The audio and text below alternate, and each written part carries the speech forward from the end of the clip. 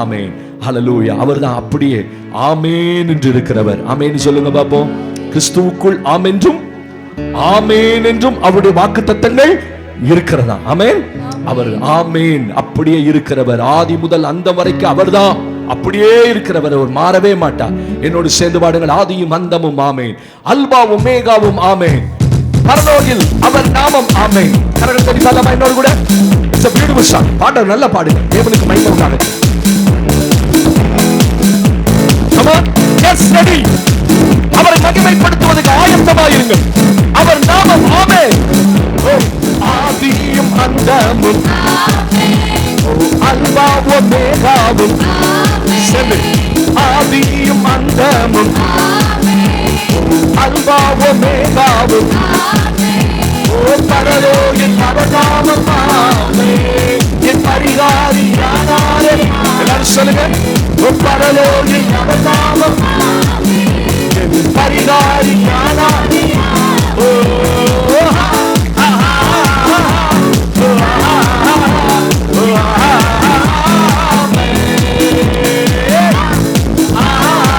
Very good.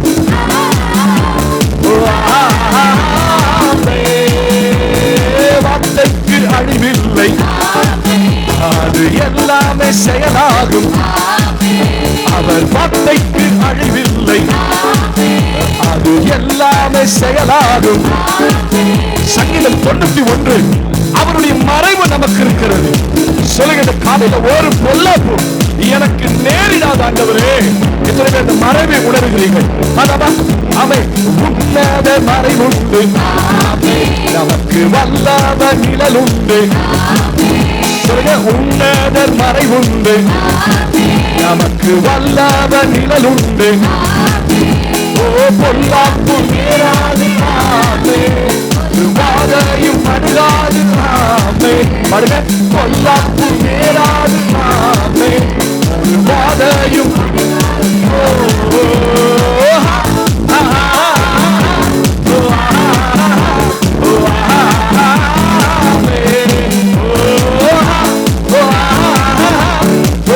Very good. வார்த்தைக்கு அழிவில்லை, அது எல்லாமே செயலாகும். அவர் வார்த்தைக்கு அழிவில்லை. சபை சொல்லட்டும். எல்லாமே செயலாகும். ஏசாயா 53 இந்த 2 நாட்களிலே அவருடைய பாடுகளை நாம் நினைவு கொண்டு பாடுவோம். என்னுடைய அக்கிரமங்களை சுமந்தவரே, என் பாடுகளை ஏற்றவரே, அவருக்கு ஆமென் என்று சொல்லுவோம். ஆமென். பாடுக ஏற்றாரே, நம் துக்கந்த சுமந்தாரே. அறிக்கை பண்ணுங்க. பாடுக ஏற்றாரே, நம் துக்கந்த சுமந்தாரே. ஓ தடுப்பாலே குணமானோமாமே, பலவீனம் நமக்கில்லையாமே. தடுப்பாலே குணமானோம், பலவீனம் ஆமே.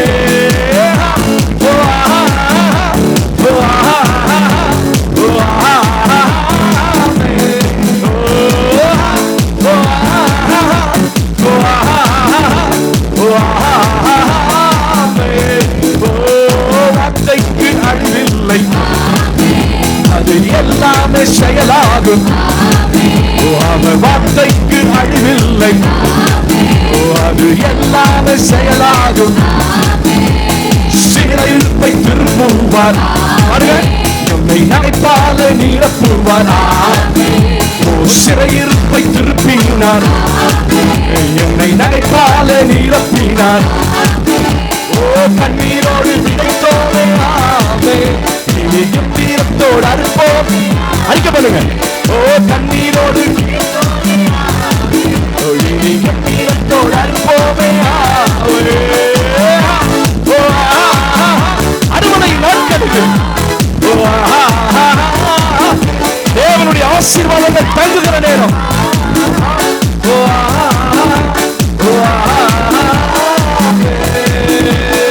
வார்த்தைக்கு அழிவில்லை, அது எல்லாமே செயலாகும்.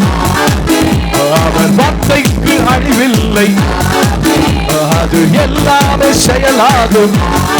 கடைசியா சொல்லிருக்கா, ஆண்டவர் வியாதியின் சரீரத்தில் இருப்பதற்கு அவர் ஒரு நாள் அனுமதிக்கிறவர் அல்ல.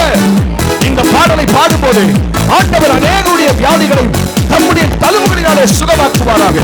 அறிக்கை பண்ணுங்க. ஓ மரபியல் வியாதி இல்லை, மரபணுக்கள் மாறிற்று. ஓ மரபியல் வியாதி இல்லை, நம் DNA மாறிற்று. ஓ சிலுவையில் பிறந்தோமே ஆமே, ஒன்று மிலுவாயில் இல்லையே ஆமே. சிலுவாயில் பிறந்தோமே ஆமே, ஒன்று மிலுவாயில்.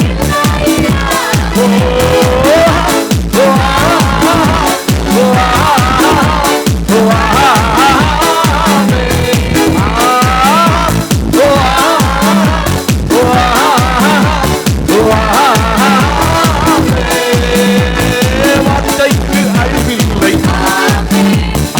எல்லாமே செயலாகும். சபை சொல்லோ, வார்த்தைக்கு அழிவில்லை, அது எல்லாமே செயலாகும். கரங்களை தட்டி ஆண்டவர் நாமத்தை உயர்த்தி, அவருடைய வார்த்தைக்கு அழிவே இல்லை சொல்லுங்கள். அது எல்லாம் அப்படியே ஆகும். ஆண்டவர் சொன்னா, என் வாயிலிருந்து புறப்படுகிற வார்த்தை வெறுமையாய் திரும்பாமல் என்ன செய்யுமா? நான் அனுப்பின காரியமாகும்படி வாக்கியம், நான் விரும்பினதை செய்து நான் அனுப்பின காரியமாகும்படி வாய்க்கும். அவருடைய வார்த்தை never back, he never return with vanity empty. ஒரு நாளும் அது வெறுமையாய் திரும்பாது. சொல்லுங்க, என் மேல இருக்க வார்த்தைக்காக ஸ்தோத்திரம், என் மேல இருக்க வாக்குத்தத்தங்களுக்காக ஸ்தோத்திரம், தேவன் என்னோடு பேசின வார்த்தைக்காக ஸ்தோத்திரம். I do believe his promises. அவருடைய வார்த்தையை விசுவாசிக்கிறேன். தைரியமா சொல்ல, கைகளை உயர்த்தி, உங்க வார்த்தையை விசுவாசிக்கிறேன். அந்த வார்த்தைக்கு அழிவில்லை ஆண்டவரே. அந்த வார்த்தை ஒரு நாளும் வெறுமையாய் திரும்பாது. சொல்லுங்க, அதனால என் மேல இருக்கிற உங்க வாக்குகளுக்காக, என் மேல இருக்கிற உங்களுடைய வாக்கு தத்தங்களுக்காக நன்றி சொல்லுகிறோம். ஹல்லேலூயா. உங்க மேல வார்த்தை இருக்கு.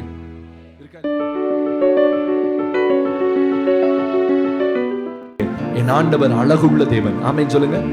ஹல்லேலூயா. அவரை வரையும் போது துக்கமா தான் வரைகிறான் எல்லாருமே. ஒருத்தர் அழகா வரைய மாட்டேங்கிறான். பார்த்திருக்கீங்களா? உங்க வீட்டுல இருக்க படமானாலும் சரி, தேவ பிரசன்னம் நம்ம மேல இருக்கணும். ஆமென். ஸ்தோத்திரம். எப்படிப்பட்டவர்? அழகானவர். அவருடைய கேரக்டர். ஸ்தோத்திரம். அழகு என்பது தோற்ற அக அழகல்ல, புற அழகல்ல, அக அழகு. உள்ளத்துல இருக்கிற கேரக்டர். ஆண்டவருடைய அழகே அவருடைய கேரக்டர் தான். ஒரு ஆமென் சொல்லுங்க. அவர் பரிசுத்த அழகானவர். ஆண்டவருக்கு மகிமை செலுத்துங்க. மாநிலனோடு பல்லமா பியூட்டிஃபுல் சாங். தேவனுக்கு மகிமை. பல்லமா. ஓ அழகானவர், தூயவரே, உயர்ந்தவரே, என் அன்பே. அழகானவர், தூயவரே, உயர்ந்தவரே, என் அன்பே. ஆயிரங்களில் மிக அழகானவர், என் வாழ்வின் நேசனீரே. சாரோனின் ரோஜாவும் பள்ளத்தாக்கின் புஷ்பமே, உம்மை நான் அறிந்து கொண்டே. ஆயிரங்களில் மிக அழகானவர், என் வாழ்வின் நேசனீரே. பாடுங்க பாப்போம். ஓ சாரோனின் ரோஜாவும் பள்ளத்தாக்கின் புஷ்பமே, உம்மை நான் அறிந்து கொண்டேன். அழகானவர், தூயவரே, உயர்ந்தவரே, என் அன்பே. அழகானவர். பாடுங்க. உயர்ந்தவரே, என் அன்பே. உங்களை பார்க்கணும், உங்க பாசத்தில் மூழ்கணும், இதுதான் என் ஆசை ஐயா. உங்களை பார்க்கணும், உன் பாசத்தில் மூழ்கணும், இதுதான் என் வாஞ்சை ஐயா. One more time.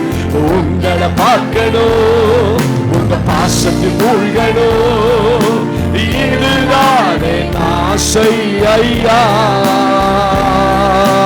உங்களை பார்க்கணும், உங்க பாசத்தில் மூழ்கணும், இதுதான் என் வாஞ்சை ஐயா. அழகானவர், தூயவரே, உயர்ந்தவரே,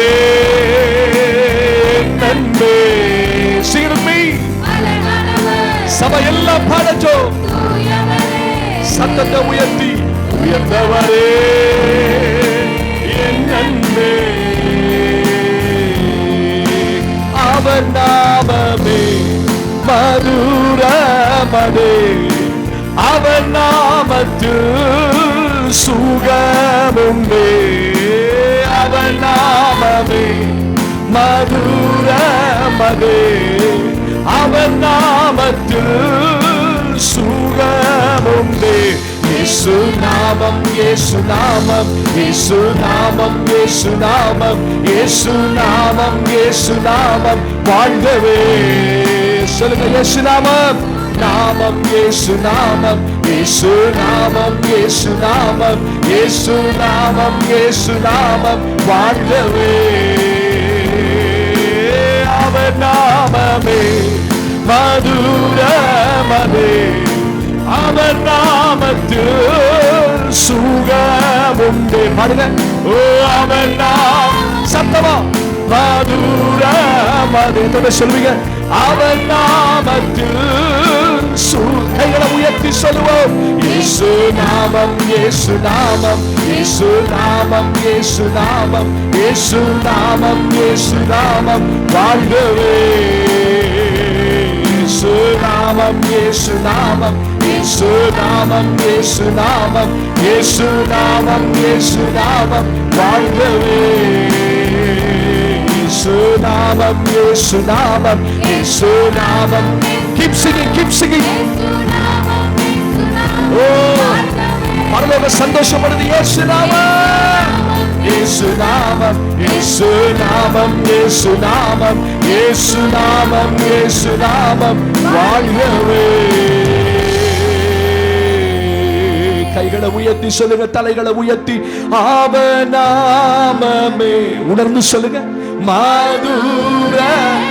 மதுரமான நாமம், அவர் நாமத்தில் சுகம். அறிக்கை பண்ணுங்க. ஓ அவர் மதுரமதே,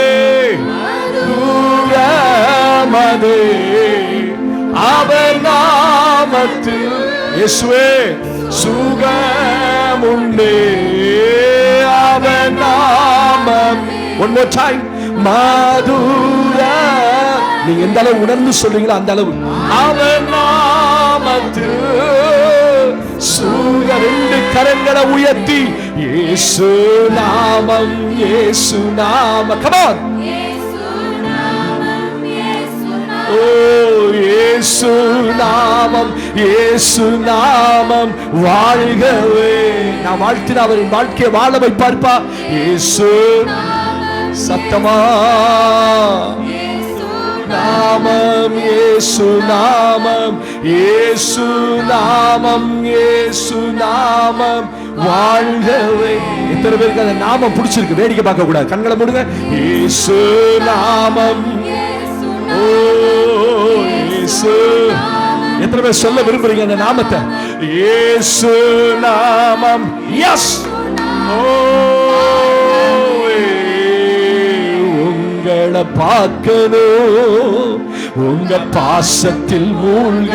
இதுதான் என் ஆசை ஐயா, இதுதான் என் ஆசை ஐயா. கமான்.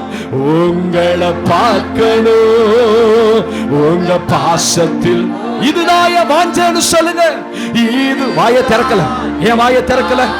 சொல்லுங்க, உங்க ஆசையை வெளிப்படுத்துங்க. உங்களை பார்க்கணும் ஏசப்பா, உங்க பாசத்தில் மூழ்க. இதுதான் இதுதான் என் ஆசை. சிரித்த முகத்தோடு சொல்லுங்க ஒரே ஒரு முறை, உங்களை பார்க்கணும். ஆமாப்பா, உங்க பாசத்துல இதுதான் என் இதயத்தின் வாஞ்சை, இதுதான் என் வாஞ்சை ஐயா.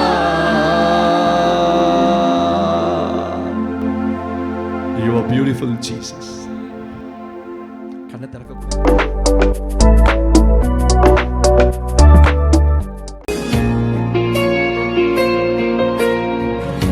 எத்தனையோ வியாதிகள் நம்மளை நோக்கி வந்த போதும் நம்மளை தேவனில் ஒப்பு கொடுக்காத தேவனுக்கு நன்றி செலுத்தி இந்த பாடலை பாடலாம். வியாதியின் மத்தியில் நீ எழும்பிடு என்றீரே யெகோவா ராஃபா, என் சுகம் நீரா நீரே. வியாதியின் மத்தியில் நீ எழும்பிடு என்றீரே யெகோவா ராஃபா, என் சுகம் நீரா நீரே. கடந்த நாட்களில் என் கூடவே இருந்தீர், இன்றும் என் அருகில் என்னோடவே வந்தீர். வரும் காலங்களிலும் நீர் இருப்பீர். எழும்பி வரும் புயல்களிலே நீரே எங்கள் கண்களை, பொங்கி வரும் அலைகளிலே உம் பாதத்தின் சுவடுகளே. வியாதியின் மத்தியில் நீ நின்றிடு என்றீரே, நீரே என் சத்துவம், என் நம்பிக்கை நீரே. வியாதியின் மத்தியில் நீ நின்றிடு என்றீரே, நீரே என் சத்துவம், என் நம்பிக்கை நீரே. கடந்த நாட்களில் என்னுடனே இருந்தீர், இன்றும் என் அருகில் என் கூடவே வந்தீர். வரும் காலங்களிலும் நீர் இருப்பீர். எழும்பி வரும் புயல்களிலே நீரே எங்கள் கண்மலை, பொங்கி வரும் அலைகளிலே உம் பாதத்தின் சுவடுகளே.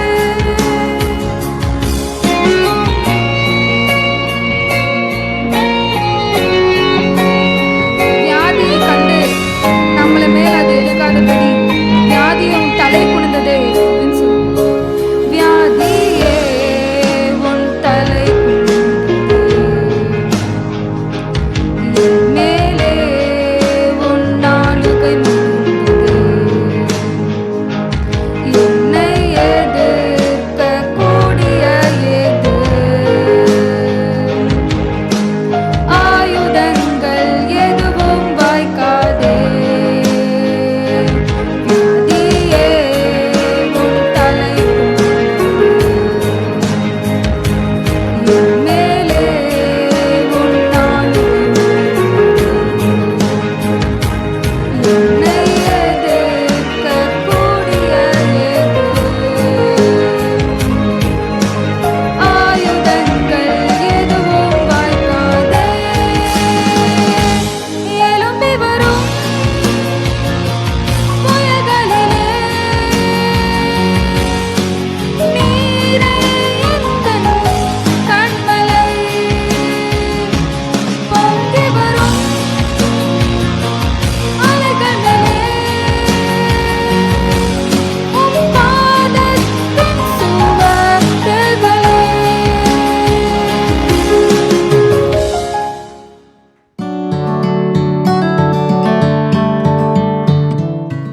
ஆண்டவருக்கு மகிமை உண்டாவதாக. ஹல்லேலூயா. ஒரு ஆமென் சொல்லுங்க பாப்போம். அல்லேலூயா. இந்த நாளிலே நம்மோடு கூட ஆண்டவர் பேசுவாராக. அப்போஸ்தலர் நடவடிக்கைகளிலே 22ஆம் அதிகாரத்துக்கு நேராக உங்களுடைய வேத புத்தகத்தை திருப்பிக் கொள்ளுங்கள். ஆக்ட்ஸ் சாப்டர் 22 22ஆம் அதிகாரம். தேவனுக்கு மகிமை உண்டாவதாக. எடுத்துக்கொள்ளலாமா? 22ஆம் அதிகாரத்திலே 7-8 வசனங்களை நாம் வாசிக்க கேட்க போகிறோம். அப்போஸ்தலர் 22 7-8 வசனங்கள். நான் தரையிலே விழுந்தேன். அப்பொழுது சவுலே சவுலே, நீ என்னை ஏன் துன்பப்படுத்துகிறாய் என்று என்னுடனே சொல்லுகிற ஒரு சத்தத்தை கேட்டேன். அதற்கு நான், ஆண்டவரே, நீர் யார் என்றேன். அவர், நீ துன்பப்படுத்துகிற நஸ்ரேனாகிய இயேசு நானே என்றார். ஒரு ஆமென் சத்தமா சொல்லுங்க பாப்போம். அல்லேலூயா. கர்த்தருடைய பரிசுத்த நாமம் மகிமைப்படுவதாக. இந்த மாதத்திலே 3வது மாதத்திலே 3ஆம் தேதியிலே முதல் வாரத்திலே பந்தி நாட்களிலே ஆண்டவர் நம்மோடு கூட பேசுவதற்கு அவர் நியமித்த ஒரு நல்ல காரியம், தியானிப்பதற்கு தெரிந்து கொள்ளப்பட்ட பகுதி இந்த 22ஆம் அதிகாரம் 7-8 வசனங்களிலே அப்போஸ்தலனாகிய பவுலை தேவன் சந்தித்த ஒரு அனுபவத்தை தான் இங்கே அவன் வாயின் வார்த்தையாக சாட்சியாக சொல்ல வைப்பதை வேதத்தில் வாசிக்கிறோம். அப்போஸ்தலனாகிய பவுல் எப்படி ரட்சிக்கப்பட்டார், அவர் சவுலாய் இருந்த போது எப்படி ரட்சிக்கப்பட்டார் என்பதை அனுபவத்தோட அவர் சொல்லுகிறதை பார்க்கிறோம். பாருங்க, இது நடந்த சம்பவம் எருசலேமில் நடந்த சம்பவம். அப்போஸ்தலனாகிய பவுல் உலகம் முழுவதும் பல தேசங்களுக்கு சுற்றி 3 மிஷனரி பிரயாணங்களை அவர் பண்ணினார். அப்படின்னா என்ன பாஸ்டர்? அப்படின்னா ஒரு முறை ஒரு இடத்துல இருந்து கிளம்புவார், எருசலேம் இருந்து கிளம்புவார். அப்படியே கொரிந்து பட்டணத்து வழியா போய் பிலிப்பு பட்டணம் போய் ஒரு சுத்தி அடிச்சு பல மாதங்கள் கழிச்சு மறுபடியும் சபைக்கு வருவார். எங்க வருவார்? அந்தியோகியாவுக்கு வருவார். மறுபடியும் 2வது முறை புறப்பட்டு இந்த பக்கம் வடக்கு பக்கம் போவார். அப்படி 3 முறை அப்போஸ்தலனாகிய பவுல் மிஷனரி பிரயாணம் செய்ததாக வேதம் சொல்லுது. இது எங்க பாஸ்டர் இருக்குன்னா, உங்க பைபிள்ல வீட்டில் உட்கார்ந்து பின்னாடி பக்கம் கடைசி மேப்பை திருப்பி பாருங்க. அதுதான் அப்போஸ்தலனாகிய மிஷனரி பிரயாணம் போட்டிருக்கும். இப்ப பார்க்காதீங்க, சரியா? நான் சொன்னோன்னா ரொம்ப சந்தோஷமா பைபிளை திருப்புறீங்க. இப்ப திருப்பாதீங்க. கடைசி பக்கத்துக்கு போனீங்கன்னா 3 மேப் இருக்கும். அதுல ஒரு மேப் முதல் மிஷனரி பிரயாணம், 2வது மிஷனரி பிரயாணம், 3வது மிஷனரி பிரயாணம். இப்படி பவுல் போன இடங்கள் எல்லாம் அவர் எங்கெங்கெல்லாம் மிஷனரி பிரயாணம் போனான்னு அதுல சொல்லப்பட்டிருக்கு. அப்படி மிஷனரி பிரயாணம் போயிட்டு ஒரு நாள் எருசலேம் பட்டணத்துக்கு வரும்போது அவனுக்கு ஒரு பிரார்த்தனை, அவனுக்கு ஒரு ஜெபம். ஸ்தோத்திரம். அந்த ஜெபத்தை நிறைவேற்றுவதற்கு, பொருத்தனையை நிறைவேற்றுவதற்கு எருசலேம் தேவாலயத்துக்குள்ள போவார். எருசலேம் தேவாலயத்துக்குள்ள போனோன்னா அங்க இருக்கிற யூதர்கள் பவுலை பார்த்த உடனே, இவன் தான் நம்ம யூத மார்க்கத்துக்கு விரோதமா பேசுறவன் செய்யறவன் சொல்லி ஜனங்களை எழுப்பி விட்டு பவுலை அடிப்பதற்கு ஓடி அவனை பிடிச்சு கட்ட போவாங்க. அப்ப அந்த பட்டணத்தில் இருக்க சேனாபதி, அந்த ரோம அரசாங்கத்தில் நியமிக்கப்பட்ட சேனாபதி ஓடி போய் பவுலை அடிக்கிறான் கேள்விப்பட்டு அவனை பிடிச்சு கோட்டைக்குள்ள கொண்டு போவான். அந்த நாட்களில் கோட்டை இருந்தது. அந்த கோட்டைக்குள்ள கொண்டு போகும்போது பவுல் அது அப்பதான் பேசுறாரு. அந்த கோட்டைக்குள்ள அந்த சேவகர்கள் அவனை தூக்கிட்டு போறாங்க. ஸ்தோத்திரம். தேவனுடைய மனுஷனை தூக்குறான் பாருங்க. தூக்கிட்டு போகும்போது படிக்கட்டில் நின்று நூற்றுக்கு அதிபதி சொல்றான், நான் ஒரு வார்த்தை பேசட்டுமா அப்படின்னு பவுல் கேட்கிறார். கேட்கும் போது அவன் பேசு அப்படின்னு சொன்னோன்னே, ஏன்னா அவர்கள்ட்ட கிரேக்கு பாஷையில பேசுறான், அந்த ரோம போர்சவர்கள்ட்ட கிரேக்க பாஷையில பேசுறான். பேசிட்டு பின்னாடி வந்த யூதர்கள்ட்ட எபிரேய பாஷையில பேசுறான். இவன் எபிரேய பாஷையில பேசணும்னு பின்னாடி பாருங்க, எப்பொழுதுமே நம்ம ஊர் சண்டை எப்பொழுதும் எப்படி தெரியுமா நடக்கும்? எவன் என்ன பண்ணானே தெரியாது. ஒருத்தன் அடிச்சுட்டு இருந்தானே எல்லாரும் போய் அடிப்பானுங்க. அவன் என்ன பண்ணான், ஏது பண்ணான், அவன் என்ன தப்பு பண்ணான்லாம் கேட்க மாட்டான். ஒருத்தனை அடிச்சோன்னா அவன் முடிவு பண்ணிடுவான், இவன் தப்பு ஏதோ பண்ணியிருக்காண்டா அப்படின்ட்டு ஓடி போய் எல்லாரும் அடிக்கிற மாதிரி. அன்னைக்கு யூதர்கள் எல்லாரும் சேர்ந்து இந்த பவுல் என்ன செஞ்சானே தெரியாது. யாரோ ஒருத்தனுக்கு தெரியும் இவன் கிறிஸ்துவை பிரசங்கிக்கிறான் என்று தெரியும். அதனால அவன் ஒருத்தன் பண்ண பிரச்சனை இல்ல, யூதர்கள் எல்லாரும் ஓடி வந்து பவுலுக்கு விரோதமா நிற்பாங்க. அப்ப பவுல் அந்த கோட்டை வாசல்ல ஏறும்போது நின்னு பேசுறான், தன்னுடைய சாட்சியை பேசுறான். ஆண்டவர் எப்படி இயேசு என்னை சந்தித்தார், நான் எப்படி இருந்தேன், இந்த தேசத்துல நான் எப்படி வளர்ந்தேன் எல்லாருக்கும் தெரியும். அவன் சொல்றான், யாருக்கும் மறைக்கப்பட்ட காரியம் இல்லை. இந்த ஊர்ல தர்சு பட்டணத்துல கமாலியல் என்கிற பிரபலமான ஒரு வேத நிபுணரின் கீழே நான் வேதம் படிச்சேன், நியாயப்பிரமாணத்தை படிச்சேன், அது எல்லாருக்கும் தெரியும் அப்படிங்கிறான். அப்படி பேசிட்டு சொல்லும் போது தான் சந்திக்கப்பட்ட அனுபவத்தை பேசுகிறான். பவுல் எப்படி கர்த்தரை சந்திச்சாரு? தமஸ்கு வீதியில தமஸ்குவுக்கு நிருபங்களை வாங்கி கொண்டு எருசலேமில் இருக்கிற அந்த அந்த யூத அந்த ரபிகள்கிட்டலாம் ஒரு லெட்டர் வாங்கிட்டு தமஸ்குவில் உள்ள ஜெபாலயங்களிலும் போய் அங்க இயேசுவை நம்புற எல்லாரையும் அடிச்சு இழுத்து சிறைச்சாலையில போடுவதற்காக தமஸ்குவுக்கு போய் கொண்டிருக்கிறான். குதிரையில போகும்போது அப்பதான் சொல்றான், நான் குதிரையில் போய் கொண்டிருந்தேன், பகல்ல ஒரு பிரகாசமான வெளிச்சம் என் மேல் விழுந்தது, அந்த வெளிச்சத்தில் ஒரு சத்தம் கேட்டு, அதை தான் நம்ம அங்க வாசிக்கிறோம். என்னது? பவுலே, சவுலே, சவுலே, நீ ஏன் என்னை துன்பப்படுத்துகிறாய்? அப்படி ஒரு சத்தம் கேட்டோன்னே சவுல் சொல்றான், நீர் யார் ஆண்டவரே, நீர் யார் ஆண்டவரே? அந்த சத்தம் திருப்பி அவன் பேசுறான், நீர் யார்? ஏன்னா அந்த பேசுற சத்தம் அவனுக்கு மட்டும் தான் கேட்குது, வேற யாருக்கும் கேட்கல. அப்ப அந்த சத்தம் கேட்டோன்னே நீர் யார் ஆண்டவர் கேட்டோன்னே ஆண்டவர் பதில் கொடுக்கிறாரு, நீ துன்பப்படுத்துகிற இயேசு நானே. பாருங்க, அந்த சாட்சியை சொல்லிட்டே இருக்கிறான். அதுக்கப்புறம் என்ன நடந்துச்சு? நான் தேவாலயத்துக்கு போனேன், இயேசுவை தரிசிச்சேன் அப்படின்னு சொல்லிட்டே இருக்கும்போது அங்க இருக்கிறவங்க எல்லாரும் இப்படிப்பட்டவன் சாகவே வேணும். நல்ல தரிசனம் தான் பார்த்தான், ஆனா அவனுங்களுக்கு அவனை கொல்லணும். அவன் சாட்சியை சொன்னா அவன் கொல்ல பார்க்கிறான். இன்னைக்கு செய்தியினுடைய தலைப்பு, நீ யாரை துன்பப்படுத்துகிறாய்? ஒரு ஆமென் சொல்லுங்க பாப்போம். அல்லேலூயா. நான் இயேசுவை துன்பப்படுத்துகிறேனா?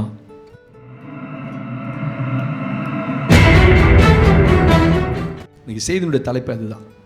நான் என் வாழ்க்கையில ஆண்டவரை எங்கேயாவது துன்பப்படுத்துறேனா? இந்த வார்த்தையை கடந்த 2 மாதத்துக்கு முன்னாடி வாசித்துக் கொண்டிருந்தேன். அப்ப அந்த வார்த்தை என்னை அதிகமாய் தொட்டது. ஏன்னா இந்த கேள்வி யாருமே இன்னைக்கு கேட்கறதில்ல. பாருங்க, ஆண்டவர்கிட்ட என்ன கேட்போம்?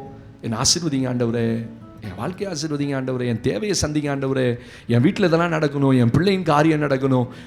ஒரு நல்ல ஒரு ஆவிக்குரிய கர்த்தருடைய பிள்ளை ஆண்டவர்கிட்ட கேட்க வேண்டிய மிக முக்கியமான கேள்வி என்ன தெரியுமா? நான் உங்களை எங்க துன்பப்படுத்தினேன்? சவுல் நினைக்கிறான், தான் பக்தி வைராக்கியமா இருந்து தன் மார்க்கத்துக்கு நல்லது செய்றோம், யூதர்களுக்கு நல்லது செய்றோம் அப்படின்னு நினைச்சு அவன் துன்பப்படுத்தினதை அவனுக்கே தெரியல. அவன் துன்பப்படுத்தினது இயேசுவை துன்பப்படுத்தியிருக்கான். ஆண்டவர் கிளீனா சொன்ன, வேற ஒன்றும் சொல்ல, சவுலே சவுலே, நீ துன்பப்படுத்துகிற இயேசு நானே. நீ என்ன துன்பப்படுத்துற? அவனுக்கு ஒரு கேள்வி இருந்திருக்கும், நான் எங்க ஆண்டவரை துன்பப்படுத்தினேன்? இயேசுவை நான் எங்க துன்பப்படுத்தினேன்?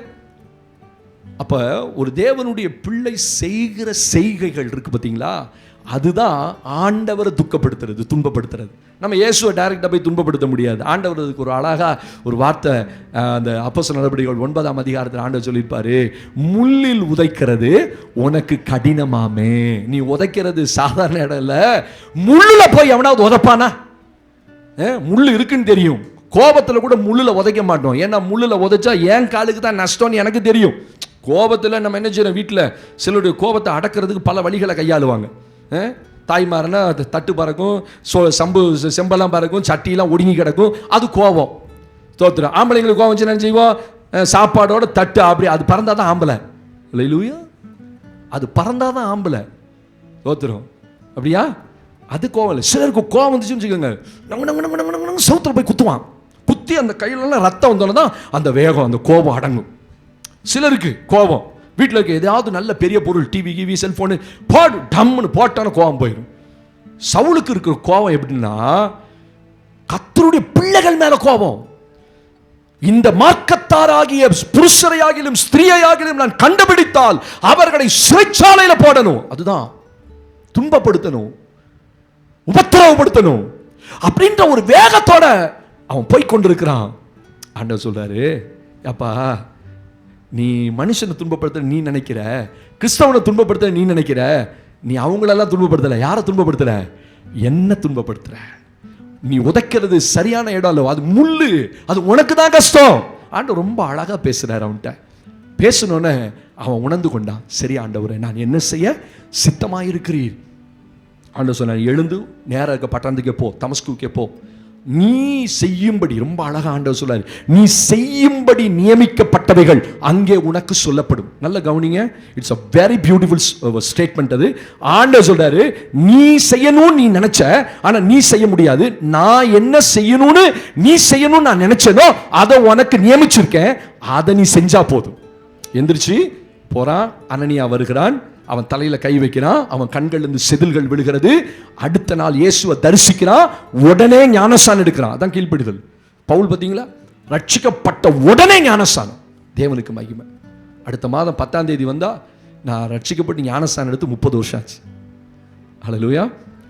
94 ஏப்ரல் 10 என் வாழ்க்கையில் மறக்க முடியாத நாள். ஈரோட்டில் உள்ள காவிரி ஆற்றுல முழுகி ஞானஸ்தானம் எடுத்தேன். 30 ஆண்டுகள் நான் யோசித்தேன், ஆண்டவருக்காக இந்த தேசத்தில் ஓடி இருக்கேன். ஆமென். உலக பிரகாரமாக யாருக்கும் ஓடலை, உலக மனுஷனுக்கு ஓடலை, உலகத்துக்காக நான் வேலை செய்யலை. நான் நினச்சி ரொம்ப சந்தோஷப்பட்டேன் நேற்று. ஸ்தோத்திரம். இன்னொரு காரியமும் உண்டு. இந்த சபை ஆரம்பித்து நேற்றோட 15 ஆண்டுகள் முடிந்தது. ஆமென். 2009 மார்ச் 2ஆம் தேதி அந்த உரகோடோனில், உப்பு கோடோனில் அங்கே தான் ஆரம்பித்தோம். ஸ்தோத்திரம். அன்றைக்கி ஆரம்பிக்கும் போது 12 பேர் 13 பேர் இருந்தாங்க. தேவனுக்கு மகிமை. அப்போ அப்படியே கடந்து 2 வருஷம் அங்கே இருந்தோம். 13 ஆண்டுகள் இந்த இடத்துல வந்து, நமக்கு 13 வருஷம் ஆச்சு இந்த இடத்துக்கு வந்து. இந்நேற்றோட 15 ஆண்டுகளை முடிக்க கர்த்தர் உதவி செய்தார். கர்த்தர் இல்லைன்னா ஒரு சபையை நடத்த முடியாதுங்க. நினைக்கிறீங்களா? கர்த்தர் இல்லைன்னா ஒரு சபையை நடத்தவே முடியாது. அதை திரும்பி பார்க்கணும். தேவன் எப்படிலாம் நம்மளை கொண்டு வந்தார், தேவன் எப்படிலாம் பெருக செய்தார், தேவன் எப்படிலாம் மனுஷரை கொண்டு வந்தார், ஜனங்களை கொடுத்தார். ஸ்தோத்திரம். ஆரம்பிக்கும் போது நீங்களாம் வருவீங்கன்னு நான் நினச்சேனா? இல்லையே. என்னை வந்து நீங்கள் சந்திப்பீங்கன்னு நினச்சிங்களா? உங்கள் கனவுல நினச்சிருக்க மாட்டீங்க. முதல் முறை பார்த்தபோது இவரா பாஸ்டர் அப்படின்னு நினச்சிருப்பீங்க. ஆமாவா இல்லையா? ஆமாம். அப்புறம் சரண்டர் ஆகிட்டீங்கல்ல. தேவனுக்கு மகிமை. ஒரு ஆமேன்னு சொல்லுங்கள் பார்ப்போம். என்ன போதகராக ஏற்றுக்கொள்ளும்படி கர்த்தர் உங்கள் உள்ளத்தில் பேசியிருக்காரு பாருங்க. அதுதான் முக்கியம். அல்லேலூயா. ஆமாம். இல்லைன்னா நீங்களே என்னை ஏற்றுக்கொள்வீங்களா? ஏன்னா நீங்கள் வளர்ந்த பாரம்பரியம் அந்த மாதிரி, இருந்த இடம் அந்த மாதிரி. ஸ்தோத்திரம். அப்படியெல்லாம் இருந்து முகமறியாத ஒரு ஆளை போதகராக ஏற்றுக்கொள்ளணும்னா கர்த்தர் விதைக்காம ஏற்றுக்கொள்ள முடியாது. சார், அதனால் 2 விசேஷ சந்தர்ப்பங்களுக்காக நான் ஆண்டவருக்கு நன்றி சொல்ல கடமைப்பட்டிருக்கிறேன். 15 ஆண்டுகளை முடித்து 30வது ஆண்டு இந்த ஊழியத்தில் நிற்பதற்கு தேவன் கிருபை பாரு. அப்போ ஆண்டவர் அவன் வாழ்க்கையில் செய்த சம்பவத்தை சாட்சியாக சொல்லும் போது அந்த சாட்சியை அவனுக்கு விரோதமாய் மாறி அவனை கொல்ல பார்த்தார்கள். இப்போ செய்தி வருவோம்.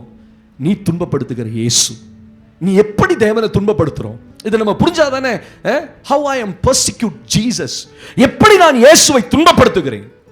அப்போஸ்தலனாகிய பவுல்ட்ட வேற ஒண்ணுமே ஆண்டவர் பேசல. என்ன ஆண்டவரேன்னு கேட்குறான். அவன் சொல்றான், நீ என்ன துன்பப்படுத்துறப்பா, ஸ்தோத்திரம், என்ன ரொம்ப வருத்தப்படுத்துற நீ. தேவனுக்கு மகிமை. அந்த வார்த்தையை சொன்ன உடனே அவன் தன்னை ஒப்பு கொடுக்குறான், ரட்சிப்பின் அனுபவத்துக்குள்ள வருகிறான். இன்றைக்கு சபைக்குள்ள இருக்கிற நான் இயேசுவை எப்படி துன்பப்படுத்துகிறேன்? நீ இயேசுவை துன்பப்படுத்த முடியுமா? ஹலோ, இயேசு துன்பப்படுத்த முடியுமா? ஆனால் துன்பப்படுத்துகிறோம். எப்படியெல்லாம் துன்பப்படுத்துகிறோம் வாசிக்கலாம். என்னோடு கூட இந்த சம்பவத்தில் ஒரு 5 காரியம் சொல்றேன். இந்த 5ல் நான் எங்கே இயேசுவை துன்பப்படுத்துகிறேன்? மத்தேயு எழுதின சுவிசேஷம் 11ஆம் அதிகாரம். Turn your Bible with me, Matthew chapter 11. மத்தேயு 11ஆம் அதிகாரத்திலே 29ஆம் வசனத்தை நாம் வாசிக்க கேட்க போகிறோம். மத்தேயு 11:29. நான் சாந்தமும் மனத்தாழ்மையுமாய் இருக்கிறேன். என் நுகத்தை உங்கள் மேல் ஏற்றுக்கொண்டு என்னிடத்திலே கற்றுக்கொள்ளுங்கள். அப்பொழுது உங்கள் ஆத்துமாக்களுக்கு இளைப்பாறுதல் கிடைக்கும். என் நுகம் மெதுவாயும் என் சுமை லகுவாயும் இருக்கிறது என்றார். அல்லேலூயா, அல்லேலூயா. தேவனுக்கு மகிமை உண்டாவதாக. How I am persecute Jesus. நான் எங்கே இயேசுவை துன்பப்படுத்துகிறேன்? ஆண்டவர் இந்த வேத பகுதியில் சொல்லுத, நான் சாந்தமும் மனத்தாழ்மை இருக்கேன். என் நுகத்தை நீங்கள் உங்கள் மேல் ஏற்றுக்கொண்டு என்னிடத்தில் கற்றுக்கொள்ளுங்கள். என் நுகம் மெதுவாயும் என் சுமை லகுவாயும் இருக்கு. நல்லா கவனிங்க. ஆண்டவரை நான் எப்படி துக்கப்படுத்துறேன், துன்பப்படுத்துறேன் அப்படின்னா, என் மேல ஆண்டவர் தன்னுடைய நுகத்தை வைக்கிறார். நல்லா கவனிங்க. 2 நுகம் இருக்கு பைபிள்ல. 2 நுகம். நுகம்னா என்ன? பாரம். ஸ்தோத்திரம். நுகம்னா என்ன? நம்ம வாழ்க்கையில் இருக்கிற பிரச்சனைகள், சந்திக்கிற போராட்டங்கள். அப்ப 2 விதமான நுகம் இருக்கிறது. ஒன்று சத்துரு கொண்டு வருகிற நுகம், இன்னொன்று தேவன் வைக்கிற நுகம். அதனாலதான் 2க்கும் வித்தியாசத்தை ஆண்டவர் ஒரு மனுஷனுடைய வாழ்க்கையில காட்டுறார். உங்க வாழ்க்கையில ரட்சிக்கப்படுறதுக்கு முன்னாடி உங்க மேல இருந்த யாருடைய நுகம்? அது பிசாசுடைய நுகம். ஆமென். அவன் தான் உங்களை இருட்டில் வச்சிருந்தான், அவன் தான் உங்களை ரட்சிக்கப்படாம வச்சிருந்தான், அவன் தான் உங்க பாவத்தில் வச்சிருந்தான், அவன் தான் உங்களை சாபத்துக்குள்ள வச்சிருந்தான், அவன் தான் இதெல்லாம் தெய்வம் உங்களுக்கு வச்சிருந்தான். ஸ்தோத்திரம். அது ஒரு பெரிய நுகம் உங்க கழுத்துல இருந்துச்சு. தேவனுக்கு மகிமை. பாவத்தில் வாழ்ந்து கொண்டு இருந்தேன், ஆனா பரிசுத்தமா வாழ்றேன் நினைச்சேன், உலக பிரகாரமாய் வாழ்ந்தேன். ஸ்தோத்திரம். இன்னமும் அப்படிதான் பாஸ்டர் இருக்கேன் அப்படின்றீங்களா? ஒரு மாற்றம் இருக்கணும் சபைக்குள்ள வந்தோன்னு. ஆமாவா இல்லையா? அல்லேலூயா. இந்த வெள்ளை என்னை மாற்றாது, உள்ளம்தான் என்ன மாற்றும். அவர் தான் என்ன மாத்துறவர். ஒரு வெளிப்படையான அடையாளம் தான் இந்த வெள்ளை தவிர, இது போட்டா நீ பரிசுத்தவான் ஆயிடுவியா அப்படி கேட்டா, உடை என்னை ஒரு நாள் பரிசுத்தவான் ஆக்காது. ஆமென் சொல்லுங்க. பரிசுத்தத்துக்கு அடையாளமா வேணா உடைய போடலாமே தவிர, இது போட்டோன்னு எனக்கு பரிசுத்தம் வந்துடும் அப்படின்னு நீங்க நினைச்சீங்கன்னா, என்ன வேணா பண்ணிட்டு நான் வெள்ளை சட்டையை போட்டா நான் பரிசுத்தவன் ஆயிடுவேனா? அப்புறம் ஏன் பாச வெள்ளை போட சொல்றீங்க? ஒரு அடையாளம் தான்ப்பா, வேற ஒன்றும் இல்லைப்பா. எவ்வளோ அழகா இருக்கு பார்த்தீங்களா பார்க்கறதுக்கு. நீ கீழேருந்து பார்க்கல, மேலேருந்து பாருங்க. அப்படி வெள்ளை ஒயிட்டாக உட்காந்துருக்கிறதுக்கு அங்கங்கே சின்ன சின்ன கலர் மட்டும் தெரியுது. ஸ்தோத்திரம், அல்லேலூயா. அவங்கெல்லாம் பாவி அல்ல, அல்லேலூயா சொல்லுங்க. உடனே அடுத்தவங்களை பார்த்து எல்லாம் எப்படி தான் பரலோகம் போக போதோ அப்படின்னுட்டு நீ இப்படி சொல்கிறேன்னா நீ பரலோகம் போயிருவியா? அப்படி போக முடியாது தானே. குற்றம் சாட்டுக்கிறனால நான் பரலோகம் போக முடியாது. அவங்களுடைய சூழ்நிலை என்னமோ தெரியல, அது அவங்களுடைய சூழ்நிலை. Right, okay. அப்ப ஆண்டவருடைய நுகம் எப்பொழுது என் மேல வந்தது? என்னைக்கு பிசாசுடைய நுகம் என் மேல உடைக்கப்பட்டதோ அன்னைக்கு இயேசுடைய நுகம் என் மேல வந்துருச்சு. அது நமக்கு தெரியாது பாருங்க.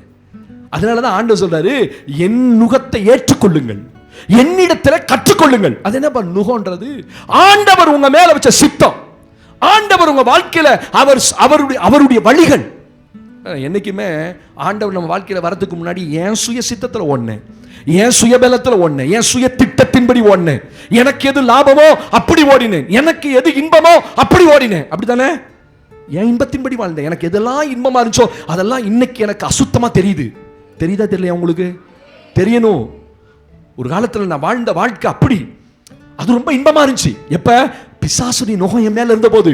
அவன் இதுதான் உலகம், இதுதான் வாழ்க்கை, இப்படி எல்லாம் வாழணும், ஸ்தோத்திரம், உலகத்தை அனுபவி அப்படின்னு சொன்ன நாட்கள் அது அவனுடைய நுகம். ஆனா என்னைக்கு இயேசு என் வாழ்க்கையில வந்தாரோ அன்றைக்கு என் கழுத்தில் இருக்கிற அவன் நுகம் முறிக்கப்பட்டு அவர் தன்னுடைய நுகத்தை நம்மேல் வைத்தார். சொல்லுங்க ஆமென். எத்தனை புரிஞ்சுது? அப்படின்னா அவருடைய நோக்கம், அவருடைய சித்தம், அவருடைய விருப்பம் எல்லாம் என் வாழ்க்கையில எப்ப வர ஆரம்பிச்சது? என்றைக்கு நான் ரட்சிக்கப்பட்டனோ வந்துச்சா இல்லையா? ஓரளவாக வந்திருக்குமே, கண்டிப்பா வந்திருக்கணும். இந்த சத்தியம் கண்டிப்பா உங்களை அவருக்குள்ள திருப்பி இருக்கும். ஆமாவா இல்லையா? ஆமா. அப்ப ஒரு காலத்துல நான் என் மன விருப்பத்தின்படி வாழ்ந்தேன், ஒரு காலத்துல என் சுய சித்தம் என்னவோ அப்படி வாழ்ந்தேன், நான் என்ன நினைச்சேனோ அப்படி வாழ்ந்தேன். ஆனா இப்ப ஒரு கேள்வி எனக்குள்ள, அவருடைய சித்தம் என்னவா இருக்கும்? கேக்குதா? உங்க உள்ளம், உங்க இருதயம் கேக்குதா? கேக்குதா இல்லையா? என்ன கேட்குறீங்கன்னே தெரியல பாஸ்டர். நாங்கள் ஒரு உலகத்தில் உட்கார்ந்துருக்கிறோம். தோத்திரம், உங்க உள்ளம் என்னைக்கு ஆண்டவரே என் வாழ்க்கையில என்ன சித்தம், உங்க சித்தம் கேட்குறீங்களோ நீங்க எந்த நுகத்துக்குள்ள வந்துட்டீங்க? சொல்லுங்க. ஆண்டவருடைய நுகத்துக்குள்ள வந்துட்டீங்க, நீங்க விருப்பமா ஏற்றுக்கொள்றீங்க. இப்ப பாருங்க, ஒரு காலத்துல நான் அதை கேட்கவே இல்லையே. நீங்க கிறிஸ்தவ, நிறைய பேர் கிறிஸ்தவங்களா வாழ்ந்துருக்கிறோம் ரட்சிக்கப்படுறதுக்கு முன்னாடி. ஆமென். ரட்சிக்கப்படுறதுக்கு முன்னாடி கிறிஸ்தவங்களா தான் வாழ்ந்தோம். ஆனா ஒரு ரட்சிப்பின் அனுபவத்துக்குள்ள வந்த பிறகு உங்களுக்குள்ள என்ன மாற்றம்? அவனுடைய நுகம் போய், அப்படின்னா அவனுடைய விருப்பம், அவனுடைய சுய சித்தத்தின்படி வாழ்ந்த என்ன இயேசு என்றைக்கு சந்தித்தாரோ அந்த நாள் முதல் நான் இப்ப அவருடைய நுகத்துக்குள்ள இருக்கிறேன், அவருடைய சித்தத்துக்குள்ள நான் வந்துட்டேன். வந்துட்டீங்களா இல்லையா? அவருடைய விருப்பத்துக்குள்ள வந்துட்டீங்களா இல்லையா? இப்போ ஒரு வார்த்தை ஜெபம் பண்றீங்க, ஆண்டவரே உங்க சித்தம் என்னன்னு சொல்லுங்க. பாருங்க, சவுலை தேவன் சந்தித்த போது அவனுடைய சுய சித்தத்தின்படி ஓடினான். அவன் மன விருப்பத்தின்படி எப்படியாவது இந்த கிறிஸ்தவங்களை பிடிச்சு உள்ள அடிச்சு உதச்சி உள்ள போட்டுறணும். இப்ப தமஸ்கு வீதியில் அவன் சந்திக்கப்பட்ட பிறகு அவருடைய நுகம் அவன் மேல் வந்த போது சொன்ன, ஏப்பா இதுவரைக்கும் நீ ஓடினதெல்லாம் போதும், நீ செய்யும்படி நியமிக்கப்பட்டவர்கள் எவைகளோ அவைகள் அங்கே உனக்கு சொல்லப்படும். இனி நீ உன் இஷ்டப்படி செய்ய முடியாது. ஆமென். சவுல்ட்டு சொல்லப்பட்ட ஒரு நல்ல செய்தி கவனிங்க. இனி உன் சித்தப்படி நீ ஓட முடியாது, உன் விருப்பத்தின்படி நீ ஓட முடியாது. ஏன்னா நான் உன்னை பிடிச்சிருக்கிறேன், என் நுகத்தை உன் மேல வைக்க ஆசைப்படுறேன். அப்பதான் அவன் கேட்ட ஒரே கேள்வி, ஆண்டவரே நான் என்ன செய்ய சொல்லுங்க, நான் என்ன செய்ய? எப்பப்பா? அதுவரை கேட்டானா? ஆண்டவர் தொடர வரைக்கும் கேட்டானா? கேட்கவே இல்லையே. ஏன்னா அதுக்கு முன்னாடி சத்துருடைய நுகம் அவன் மேல இருந்துச்சு. கிறிஸ்தவனை கண்டாலே அப்படியே பல்ல கடிப்பான். பவுல் இன்னும் சீறி சீஷர்களை கொலை செய்யும்படி, ஸ்தோத்திரம், தான் ஊரை விட்டுட்டு எருசலேமை விட்டுட்டு இப்ப எங்க ஓடுறான்? தமஸ்குவுக்கு ஓடுறான். தன்னுடைய விருப்பத்தின்படி தன்னுடைய நோக்கத்தை நிறைவேற்றணும், தான் நல்லவன் பேர் எடுக்கணும், மத தலைவர்கள்ட்ட நல்ல பேர் வாங்கணும். அப்பா இது உலகம். ஒரு காலத்தில் நீங்கள் நான் அப்படித்தான் ஓடணும். அடுத்தவங்க என்ன சொல்லுவாங்க, என்ன நல்லவன்னு சொல்லணும்ப்பா. என் சொந்தக்காரங்களாம் நான் இப்போ பையன் இருந்தா இப்படித்தான்ப்பா இருக்கணும். ஆனா உன் உள்ளத்துல எவ்வளவு கொள்ள நோய் இது பலவீனங்கள் இருக்குது, உலக பிரகாரமான காரியங்கள் இருக்குன்னு அவனுக்கு தெரியாது. சொந்தக்காரங்களை பார்த்தா நல்ல பிள்ளைமை நடிப்போம், அப்படித்தானே? ஒரு காலத்தில் நடிச்சோமா இல்லையா? தோத்திரம். அப்படியே பயந்தது போல நின்னோம் ஜெபத்துல. இப்பதான் உண்மையான பயமே வந்திருக்கு. இதான் ரட்சிப்பின் அனுபவம். ஒரு தேவ பிள்ளையின் மேல இப்ப கத்த தன்னுடைய நுகத்தை, அதனாலதான் ஆண்டு சொல்றாரு, நான் உன் மேல வைக்கிற நுகத்தை நீ ஏற்றுக்கொண்டு அது என்னிடத்துல கற்றுக்கொள். ஏன்னா என் நுகம் மெதுவாயும் என் சுமை, உன் மேல வைக்கிற சுமை எப்படி இருக்கும்? லகுவாயும். அது கஷ்டமா இருக்காதுப்பா, உனக்கு கஷ்டமாவே இருக்காது. ஏன்னா அதுதான், நான் என்றைக்கு என் சுய சித்தத்தின்படி என் விருப்பத்தை நிறைவேற்றுவதற்கு என்னுடைய லாபத்துக்காக நான் ஓடுகிறேனோ, நான் அவரை துக்கப்படுத்துகிறேன், காயப்படுத்துறேன், துன்பப்படுத்துறேன். ஏன்னா அவர் என் வாழ்க்கையில் வந்துட்டாரு. வந்த பிறகும் பவுல் ஓடலையா? அப்படி பவுல மாத்திட்டாரு. அதுக்கு பிறகு அவன் ஆண்டவரை துக்கப்படுத்தினானா? எந்த சபைக்கு விரோதமா அவன் நிருபங்களை வாங்கிட்டு போனானோ அதே சபைக்கு தேவன் நிருபங்களை எழுத வைத்தார். எழுத வச்சாரா இல்லையா? 13 நிருபங்களை திருச்சபைக்கு பவுல் எழுதுகிறார். எந்த கையில கிறிஸ்தவனை கொல்லணும் நினைச்சு சபையை துன்பப்படுத்த நினைச்சு போனானோ அதே சவுலை தொட்டு கத்த தன்னுடைய நுகத்தை அவன் மேல வைத்த போது அவன் அதுக்கு பிறகு அவரை துக்கப்படுத்தல, துன்பப்படுத்தல, அவரை பிரியப்படுத்தி வாழ்ந்தான், அவருடைய சித்தப்படி வாழ்ந்தான், அவருடைய நோக்கப்படி வாழ்ந்தான். இன்னைக்கு சபை ஒரு காரியம் புரிந்து கொள்ளும். என்றைக்கு இயேசு உங்க வாழ்க்கையில வந்துட்டாரோ உங்களுக்கு ஒரு சித்தம் இருக்கக்கூடாது. சொல்ல மாட்டேங்கிறீங்க? உங்க வாழ்க்கையில உங்களுக்கு ஒரு விருப்பம் இருக்கக்கூடாது. ஆமென். எழுந்தாலும் சரி, உட்கார்ந்தாலும் சரி, ஆண்டவரை என்னை குறித்து என்ன நினைக்கிறீங்க, நான் என்ன செய்யணும்னு நியமிச்சிருக்கிறீங்க என் வாழ்க்கையில. ஆண்டவர் உங்களை பிடிச்ச போதே உங்க வாழ்க்கையில ஒரு நோக்கத்தை வச்சுட்டார். கைகளை உயர்த்தி ஒரு ஆமீன் சொல்லுங்க பாப்போம். அல்லேலூயா. இந்த கிறிஸ்தவ வாழ்க்கை வாழணும், ஆவிக்குரிய ஜீவியம் வாழணும், எத்தனை பிரச்சனை வந்தாலும். அதனாலதான் ஆண்டவர் சொன்னா, ஏன் நுகம்? அது நுகம்தான், ஆனா உனக்கு அது கஷ்டமா இருக்க. இந்த ஆவிக்குரிய ஜீவியம் உங்களுக்கு கஷ்டமா இருக்கா? பக்கத்தில் பாத்தீங்க, கஷ்டமா இருக்கான்னு கேளுங்க. கஷ்டமா இருக்கா, சந்தோஷமா இருக்கான்னு கேளுங்க. அல்லேலூயா. அதை கூட முகத்தை உருன்னு வச்சுட்டு தானே கேட்குறீங்க, கொஞ்சம் சிரிச்சுட்டு தான் கேளுங்களேன். உங்களுக்குள்ள 1000 துக்கம் இருக்கட்டும், சந்தோஷமா ஓடுறீங்களான்னு கேளுங்க. அல்லேலூயா. இப்போ ஓட்டம் மாறிடுச்சு இல்ல, சந்தோஷம் ஆயிட்டு இல்ல. அல்லேலூயா, அல்லேலூயா. ரட்சிக்கப்பட்டம் இல்ல, இப்ப அவர் நுகத்தை நான் ஏற்றுக்கொள்கிறேன். நீங்க சொல்ல, ஆண்டவரே உங்க நுகத்தை நான் சந்தோஷமா ஏற்றுக்கொள்றேன். ஆண்டவரே கைகளை உயர்த்தி சொல்லுங்க, உங்க நுகத்தை நான் சந்தோஷமா ஏற்றுக்கொள்றேன். ஹல்லேலூயா. நீங்க இன்னமும் உங்க சுய சித்தத்துல சுய நோக்கத்தை நிறைவேற்றும்படி சுய லாபத்துக்காக அதனாலதான் பவுல் ரட்சிக்கப்பட்டோன்னு சொல்றான், எனக்கு லாபமாய் தோன்றின எல்லாவற்றையும் என்ன செஞ்சேன்? நஷ்டம் என்று எண்ணுகிறேன், குப்பையுமாய் விட்டேன், நஷ்டம் என்று எண்ணுகிறேன். அதுக்கு முன்னாடி, ரட்சிக்கப்படுறதுக்கு முன்னாடி அதுதான் லாபம், அதுதான் அவனுக்கு மேன்மை, உலகம் மேன்மை. ஆனா என்னைக்கு இயேசு நுகம் அவன் மேல வந்ததோ சொல்றான், இனி எனக்கு நில்லப்பா. ஆமென். இந்த ஓட்டத்தை சந்தோஷமாய் ஓடி முடிக்க விரும்புகிறேன். அவருடைய ஓட்டமே மாறிடுச்சு. ஸ்தோத்திரம். ஆண்டவருக்காக ஓடிச்சு. நம்ம சொல்றான், என்ன செஞ்சாலும் சரி, இனி நின்றாலும் நடந்தாலும் உட்கார்ந்தாலும் நாம் அவருடையவர்கள், அவருடைய சித்தத்துக்காக அழைக்கப்பட்டவர்கள். ஆமென். அதான் பவுல் சொல்ற, நாம் நடந்தாலும் நகர்ந்தாலும் எல்லாமே என்னுடைய ஒவ்வொரு மூவ்மெண்ட்டுமே அவருடையது. ஹல்லேலூயா. சாப்பிட்டாலும் சரி, நடந்தாலும் சரி, உட்கார்ந்தாலும் சரி, இனி யாருடைய சித்தம் தான். என்றைக்கு நீங்கள் அப்படி சொல்லுகிறீர்களோ அன்றைக்கு தான் ஆண்டவரை நீங்க பிரியப்படுத்துறீங்கன்னு அர்த்தம். அது வரைக்கும் நீங்க சபைக்குள்ள இருப்பீங்க. ஆமாப்பா சார், நாங்கள் அப்படி இருப்போம் பாஸ், இப்படி இருப்போம் பாஸ், ஆனால் என் சுய சித்தம் நிறைவேறணும்னு நான் விரும்புகிறேன், என் வாழ்க்கையில் நான் என்ன நினைச்சோனோ அதுதான் நடக்கணும் விரும்புகிறேன். இன்னும் நீங்கள் இயேசுவின் நுகத்துக்குள்ளே வரல.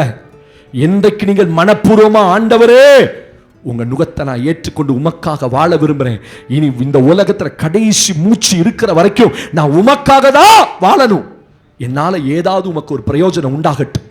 ஜெபம் பண்ணுங்களேன், ஆண்டவர் உங்களையும் பயன்படுத்துவார். ஆண்டவருடைய நுகம் உங்க மேல வந்துடும், நீங்க ஏற்றுக்கொள்வீங்க. ஆமென். ஆண்டவர் சொல்லாரு, என் நுகம் உனக்கு பாரமா இருக்காதுப்பா, என் பிரமாணங்கள் உனக்கு பாரமா இருக்காது. ஆமென் சொல்லுங்க. பரிசுத்தமா வாழணும்ன்றதா அவர் நுகம், விசுவாசத்துல வாழணும்ன்றதா அவர் நுகம், அசுத்தத்துல வாழ்வது அவர் நுகம் அல்ல, அது சாத்தானுடைய நுகம். உங்களை சபைக்குள்ளதான் வச்சிருப்பான், ஆனா சின்ன சின்ன பாவத்துல உங்களை வச்சிருப்பான். ஆமென். சின்ன சின்ன பாவம் இன்னும் விட முடியாது பாருங்க. இங்கே போட்டு அடக்கிற ஆள்லாம் இருக்குது, இன்னும் திருவிந்து எடுக்காத. சோத்திரம்.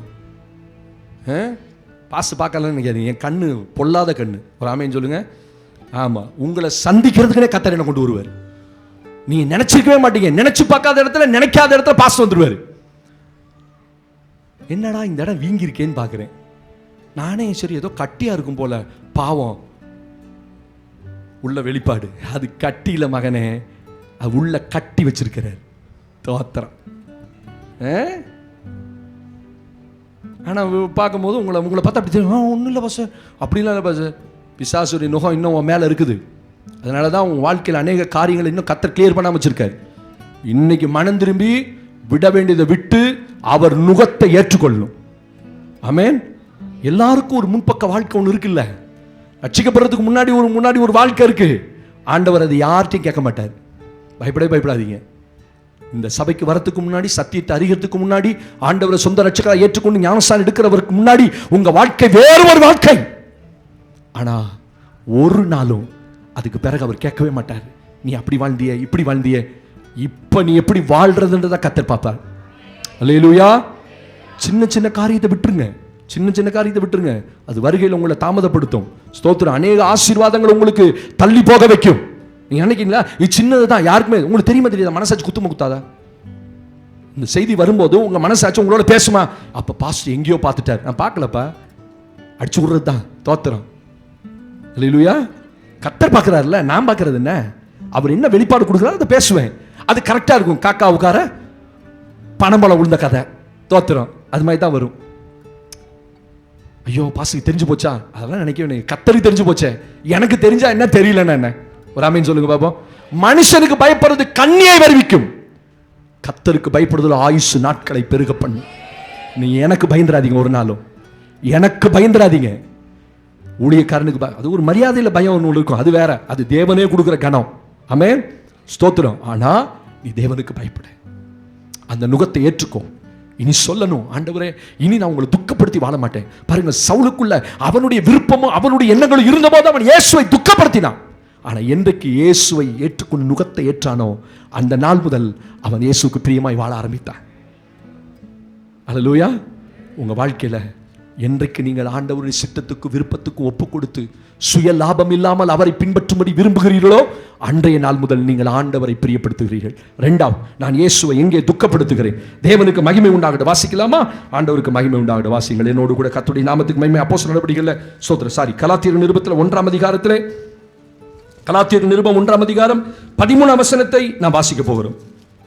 கலாத்தியர் நிருபம் 1ஆம் அதிகாரம். நான் இயேசுவை எங்கே துக்கப்படுத்துகிறேன், துன்பப்படுத்துகிறேன்? தேவனுக்கு மகிமை. கலாத்தியர் நிருபத்தில் 1ஆம் அதிகாரத்தை 13ஆம் வசனத்தை வாசிக்கலாம். நான் யூத மார்க்கத்தில் இருந்தபோது என்னுடைய நடக்கையை குறித்து கேள்விப்பட்டிருப்பீர்கள். என்னுடைய நடக்கையை குறித்து கேள்விப்பட்டிருப்பீர்கள். தேவனுடைய சபையை நான் மிகவும் துன்பப்படுத்தி அதை பாழாக்கி என் ஜனத்தாரில் என் வயதுள்ள அநேகரை பார்க்கிலும் யூத மார்க்கத்திலே தேறினவனாய் என் பிதாக்களுடைய பாரம்பரிய நியாயங்களுக்கான பாரம்பரியங்களுக்காக மிகவும் பக்தி வைராக்கியம் உள்ளவனா. இந்த போது தேவனுக்கு மகிமை. இந்த கலாத்தியர் 1ஆம் அதிகாரம் 13ஆம் வசனத்துல நான் யூத மார்க்கத்தில் இருந்தபோது, நல்ல கவனிங்க, வசனத்தை கவனிங்க. யூத மார்க்கத்தில் இருந்தபோது என்னுடைய வாசிங்க நடக்கையை குறித்து கேள்விப்பட்டு தேவனுடைய சபையை நான் மிகவும் துன்பப்படுத்தி அதை பாழாக்கினேன். ஆண்டவர் அவனோடு பேசும்போது, சவுலோட பேசும்போது, நீ என்ன துன்பப்படுத்துற அப்படின்னாரே. ஒருவேளை அவனுக்குள்ள ஒரு கேள்வி இருந்திருக்கும், நான் எங்கப்பா ஆண்டவரை துன்பப்படுத்துறேன்? இதை எப்பொழுது பவுல் புரிஞ்சுக்கிட்டாரு தெரியுமா? பின்னாடி போக போக அவன் காலங்கள் ஆண்டவருக்குள்ள போக போக ஒரு காரியத்தை அவன் புரிஞ்சுக்கிட்டான். நான் இயேசுவை துன்பப்படுத்துறது அவருடைய சபையை துன்பப்படுத்தினதுனால தான் இயேசு அப்படி சொன்னார். ஆமென். நான் கர்த்தருடைய சபையை மிகவும் துன்பப்படுத்தி அதை பாழாக்கி. பவுல் சவுலா இருக்கும்போது ஆண்டவர் எப்படி அவன் துன்பப்படுத்தினான்னா சபையை கை வச்சான். சபை யாருது? ஒரு சபைக்கு விரோதமா பேசினாலோ சபைக்கு விரோதமா எழுந்தாலோ அவன் யாரை துன்பப்படுத்துறான்? இயேசுவை துன்பப்படுத்துறான். இன்னைக்கு உலக மனுஷன் யாருமே சபையை துன்பப்படுத்துறது இல்லை அவ்வளவா. சபைக்குள்ள இருக்கிற ஆட்கள் தான் நமக்கு நாமே தெரியாம இன்னைக்கு ஆண்டவர் துன்பப்படுத்திட்டு உட்கார்ந்துருக்கிறோம். சபையை பாழாக்குகிற கூட்டங்கள். ஸ்தோத்திரம். சபைக்கு நீங்க பிரயோஜனமா இருக்கணுமே தவிர ஒரு நாள் சபைக்கு விரோதமாவோ எதிரான காரியங்களையோ ஒரு தேவ பிள்ளை பேசிடக்கூடாது. நீங்க அப்படி பேசினாலோ செய்தாலோ யாருக்கு விரோதம்? அது யாரை துன்பப்படுத்துறோம் சொல்லுங்க? இப்ப தமிழ் தானே பேசிட்டு இருக்கேன். ஆண்டவரை துன்பப்படுத்துறோம். ஆண்டவர் போய் அவன்கிட்ட சும்மா சொல்லல, ஒரே வார்த்தையில 5 காரியம் இருக்கு. நீ என்ன துன்பப்படுத்தின, நீ துன்பப்படுத்துற இயேசு நானே அப்படின்னு அவனுக்கு புரியல. நான் எங்க ஆண்டவரை உங்களை துன்பப்படுத்தினேன். He got such a revelation. அவனுக்குள்ள ஒரு வெளிப்பாடு வருது. நீ இயேசுவை துன்பப்படுத்தின சொன்னதுக்கு அர்த்தம் என்ன தெரியுமா? நீ அவருடைய சபையை துன்பப்படுத்தின. ஆதி கிறிஸ்தவர்களை அடிச்சு துன்புறுத்தி கொண்டு போய் சிறைச்சாலையில போட்டு வேதம் சொல்லுது அவர்களை உபத்திரவப்படுத்தினானா. துன்பப்படுத்தின சபையை பாலாக்கினது மட்டுமல்ல, துன்பப்படுத்தினான் சபைக்குள்ள இருக்க ஜனங்களை. ஆண்டவர் ஒரு வெளிப்பாடு கொடுக்கிறார். ஒரு தேவ பிள்ளை எங்க சபையை துன்பப்படுத்து ஆண்டவர் துன்பப்படுத்துறீங்கன்னா, என்றைக்கு நீங்கள் சபைக்கு விரோதமா செய்றீங்களோ அன்னைக்கு நீ யாருக்கு விரோதமா பேசுறீங்க? கர்த்தருக்கு விரோதமா. நீ எங்க நின்னு பேசினாலும் கர்த்தர் கேட்பார். கர்த்தர் விடவே மாட்டார்.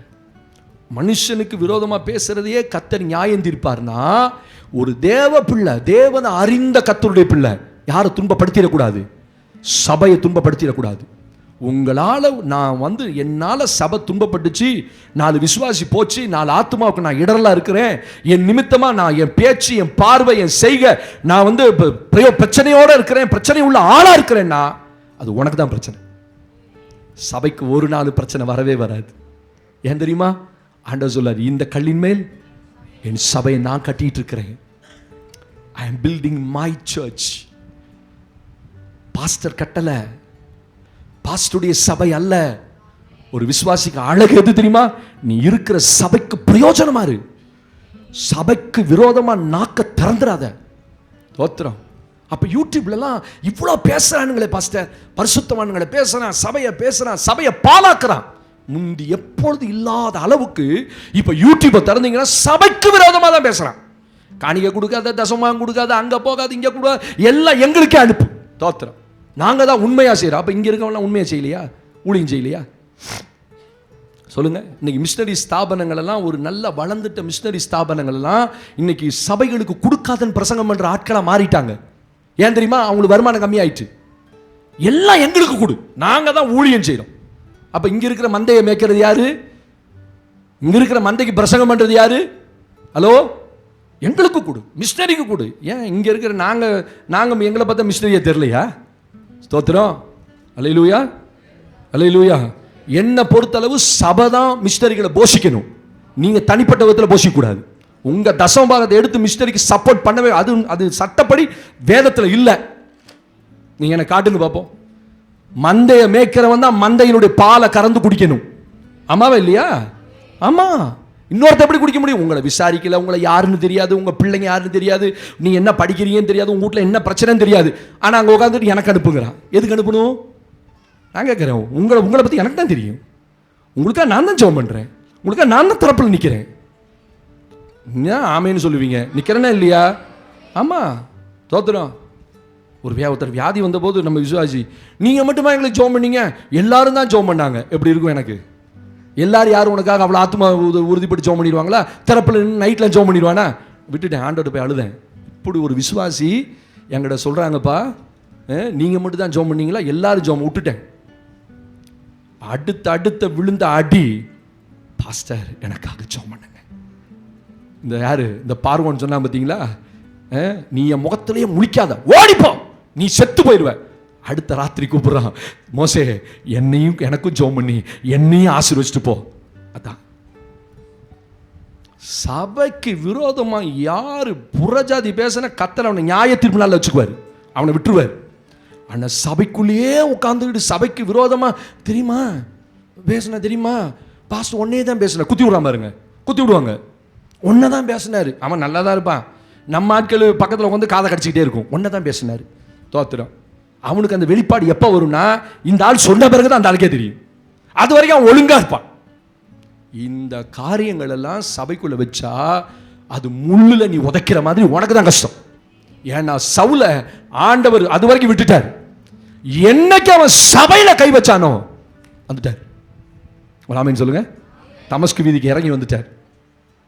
தமஸ்குல அவனை சந்திக்கிறார். அப்பா உனக்கே தெரியல, பாவமா இருக்கு, உன்ட்ட ஒரு காரியம் சொல்லட்டுமா? நீ உதைக்கிற இடம் முள்ளுப்பா.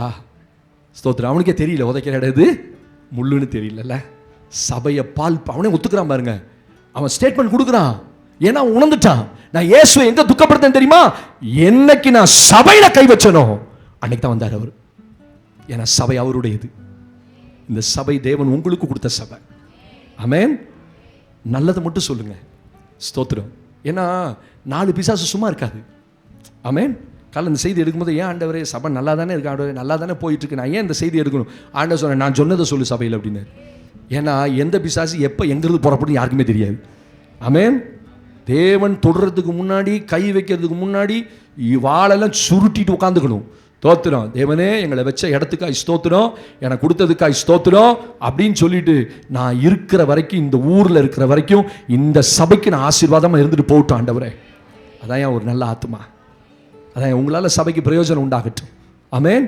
தேவனுக்கு மகிமை. இன்னைக்கு சபையை பாலாக்குகிற அநேக செய்திகள் யூடியூப்ல வந்துட்டு இருக்கு. இதை பார்த்துட்டு நிறைய பேர், ஆமாம் நம்ம என்னதுக்கு வந்து தசமாக கொடுக்கணும், கொடுக்கவே வேணாம் போ போ. யாருக்கு நஷ்டம் சொல்லுங்க பார்ப்போம். நீ கூட்டி கழிச்சு பாருங்க, கடைசியில் உங்க கையில் ஒன்றுமே இருக்காது. தேவனுடைய பங்கை தேவனுடைய சபைக்கு கொடுக்கணுன்றது நியமம். ஸ்தோத்திரம். இதில் பிரித்து எனக்கு கொடுன்றது கள்ளத்தனம். இது கள்ளத்தனம். விசுவாசிகள் பதிவு பண்ணுறேன். ஒரு சங்கம், ஒரு விசுவாசி, ஒரு மிஷனரி சங்கம் முந்திலாம் சபை இல்லாமல் வரவே மாட்டாங்க. பார்த்துருக்கீங்களா? சபை இல்லாமல் எந்த மிஷனரி சங்கமும் கிடையாது. தேவன் மிஷனரி சங்கங்களை அனுமதிக்கவே இல்லை. சபை தான், சபைக்குள்ளதான் மிஷனரி சங்கம். ஒரு சத்தியத்தை புரிஞ்சுக்கீங்க. ஆமென் சொல்லுங்க. சபை இல்லாமல் ஊழியம் இல்லை. சபைக்கு வெளியில எந்த ஊழியம் இல்லை. அது சுவிசேஷ ஊழியமா இருந்தாலும், அப்போஸ்தல ஊழியமா இருந்தாலும், தீர்க்கதரிசன ஊழியமா இருந்தாலும், வேற எந்த மிஷனரி ஊழியமா இருந்தாலும் சபைக்குள்ளதான் இருக்கணும். நீங்க பாருங்க, இன்னைக்கு இருக்கிற பெரிய எவ்வளவு பெரிய மிஷனரியா இருக்கட்டுமே, சுவிசேஷகரா இருக்கட்டுமே, ஏதோ ஒரு சபையில் அங்கத்தினரா இருப்பாங்க. ஆமாவா இல்லையா? ஆமா. சபை விட்டு போக கூடாது. ஏன்னா சபை தான் தேவன் எடுக்க போறது. மிஷனரி சங்கத்தை கத்த எடுக்க மாட்டார். துரத்துறோம். இந்த இப்போ துரத்துறான், என்ன பண்ண போறீங்க? உத்தரப்பிரதேச துரத்துனா அடுத்த ஊர்ல துரத்துவான். சபை தான் என்னைக்குமே இது. சபை தான் மிஷனரி சங்கங்களை போஷிக்குது. நம்ம சபையிலேருந்து 2 நான் சொன்னேன், ஒருத்தர் 2 மிஷனரி போஷிக்கிறோம். அப்படியா? ரொம்ப சந்தோஷம் பாஸ்டர். சபைகள் அதை செய்யணும். இன்னும் நீங்க கொடுக்க நான் சபையில் வந்து மிஷனரிகள் கொடுத்துட்டே தான் இருப்போம். அதனால அது ஒரு குறைவு இல்லை. நாங்கள் மிஷனரி வெறுக்கல. ஆனா விசுவாசிகளை கள்ளத்தனம் பண்ணி வஞ்சித்து எல்லாத்தையும் எங்களுக்கு அனுப்புன்னு சொன்னா பார்த்தீங்களா, அது அயோக்கியத்தனம். இன்னைக்கு இப்போ பாசஸ் எல்லாம் ஒன்று சேர்ந்துட்டோம் தமிழ்நாட்டில். வந்து அவங்க பாட்டுக்கு சவுட்டு மணிக்கு பேசிட்டு போறது, யாரும் கொடுக்காதீர்கள், அந்த ஊழியர் சரியில்லை, இந்த ஊழியர் சரியில்லை. எந்த ஊழியக்காரன் தான் நல்லவன்னு சொல்றீங்க? தோத்திரம். இப்படிப்பட்ட உபதேசங்கள் எல்லாம் அப்படி வந்தவங்கள இப்போ அங்கீகரிக்கிறது இல்லை. ஸ்தோத்திரம். அப்படிப்பட்ட மிஷனரி ஆட்கள்லாம் ஏற்றுறதில்லை பாருங்க தமிழ்நாட்டில். நீங்களா வந்து கத்திட்டு போ அப்படின்றது. ஏன்னா இது சபையை பாலாக்குகிற காரியம். சபைக்கு ஒரு அமைப்பு இருக்கு, சபைக்கு ஒரு சட்டத்திட்டம் இருக்கு. சபை எவ்வளவு பெரிய காரியத்தை தேவனுடைய ராஜ்யத்தினுடைய, தேவனுடைய சிந்தையிலேயே சபை மட்டும்தான் இருக்குது. ஒரு ஆமென் சொல்லுங்க பாப்போம். இதுதான், இது நீக்கப்படும் போது, போன செய்தி கொடுத்தல, இது நீக்கப்பட்டால் அவன் வருவான். தேவனுடைய பார்வையில் சபை தான் விளையாறு பெற்றது. நல்லது கெட்டது பொல்லது எல்லா காரியத்துக்கும் சபை தான் நிற்கும். தோத்திரம். அப்ப என்றைக்கு அவன் சபையை துன்பப்படுத்தினானோ, சபைக்கு விரோதமா எழும்பினானோ, தேவன் அவனை சந்தித்தார். ஆனா நல்ல கவனிங்க, சபையை துன்பப்படுத்தின உடனே தேவன் அவனை அடிச்சிடல. ஆமென் சொல்லுங்க. தருணங்களை கொடுத்தார். நீ செய்யறது தப்புன்னார்.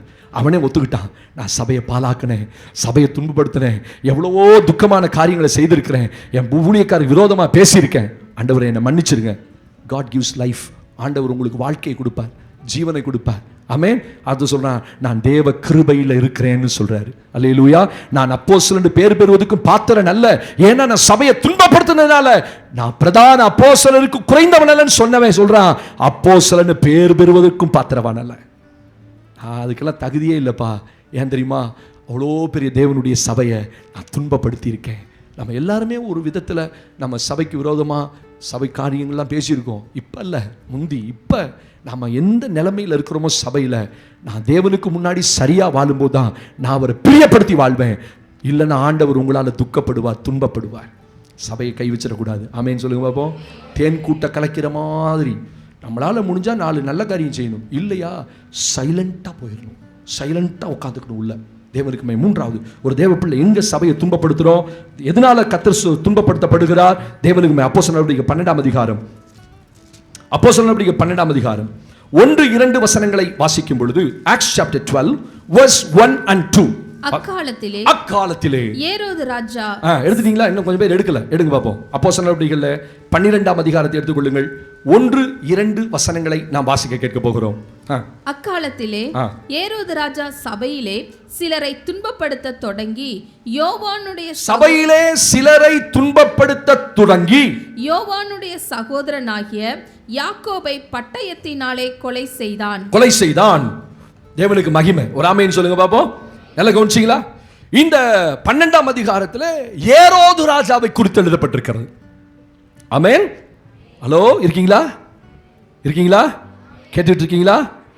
ஸ்தோத்திரம். அதுதான் முக்கியம். ஏன்னா கான்டெக்ஸ்ட் விட்டு வெளியே போயிடக்கூடாது. இல்லை, கொஞ்ச நேரம் வேற மாதிரி பேசணும்னா அப்புறம் மைண்டு வேற மாதிரி போயிடும்.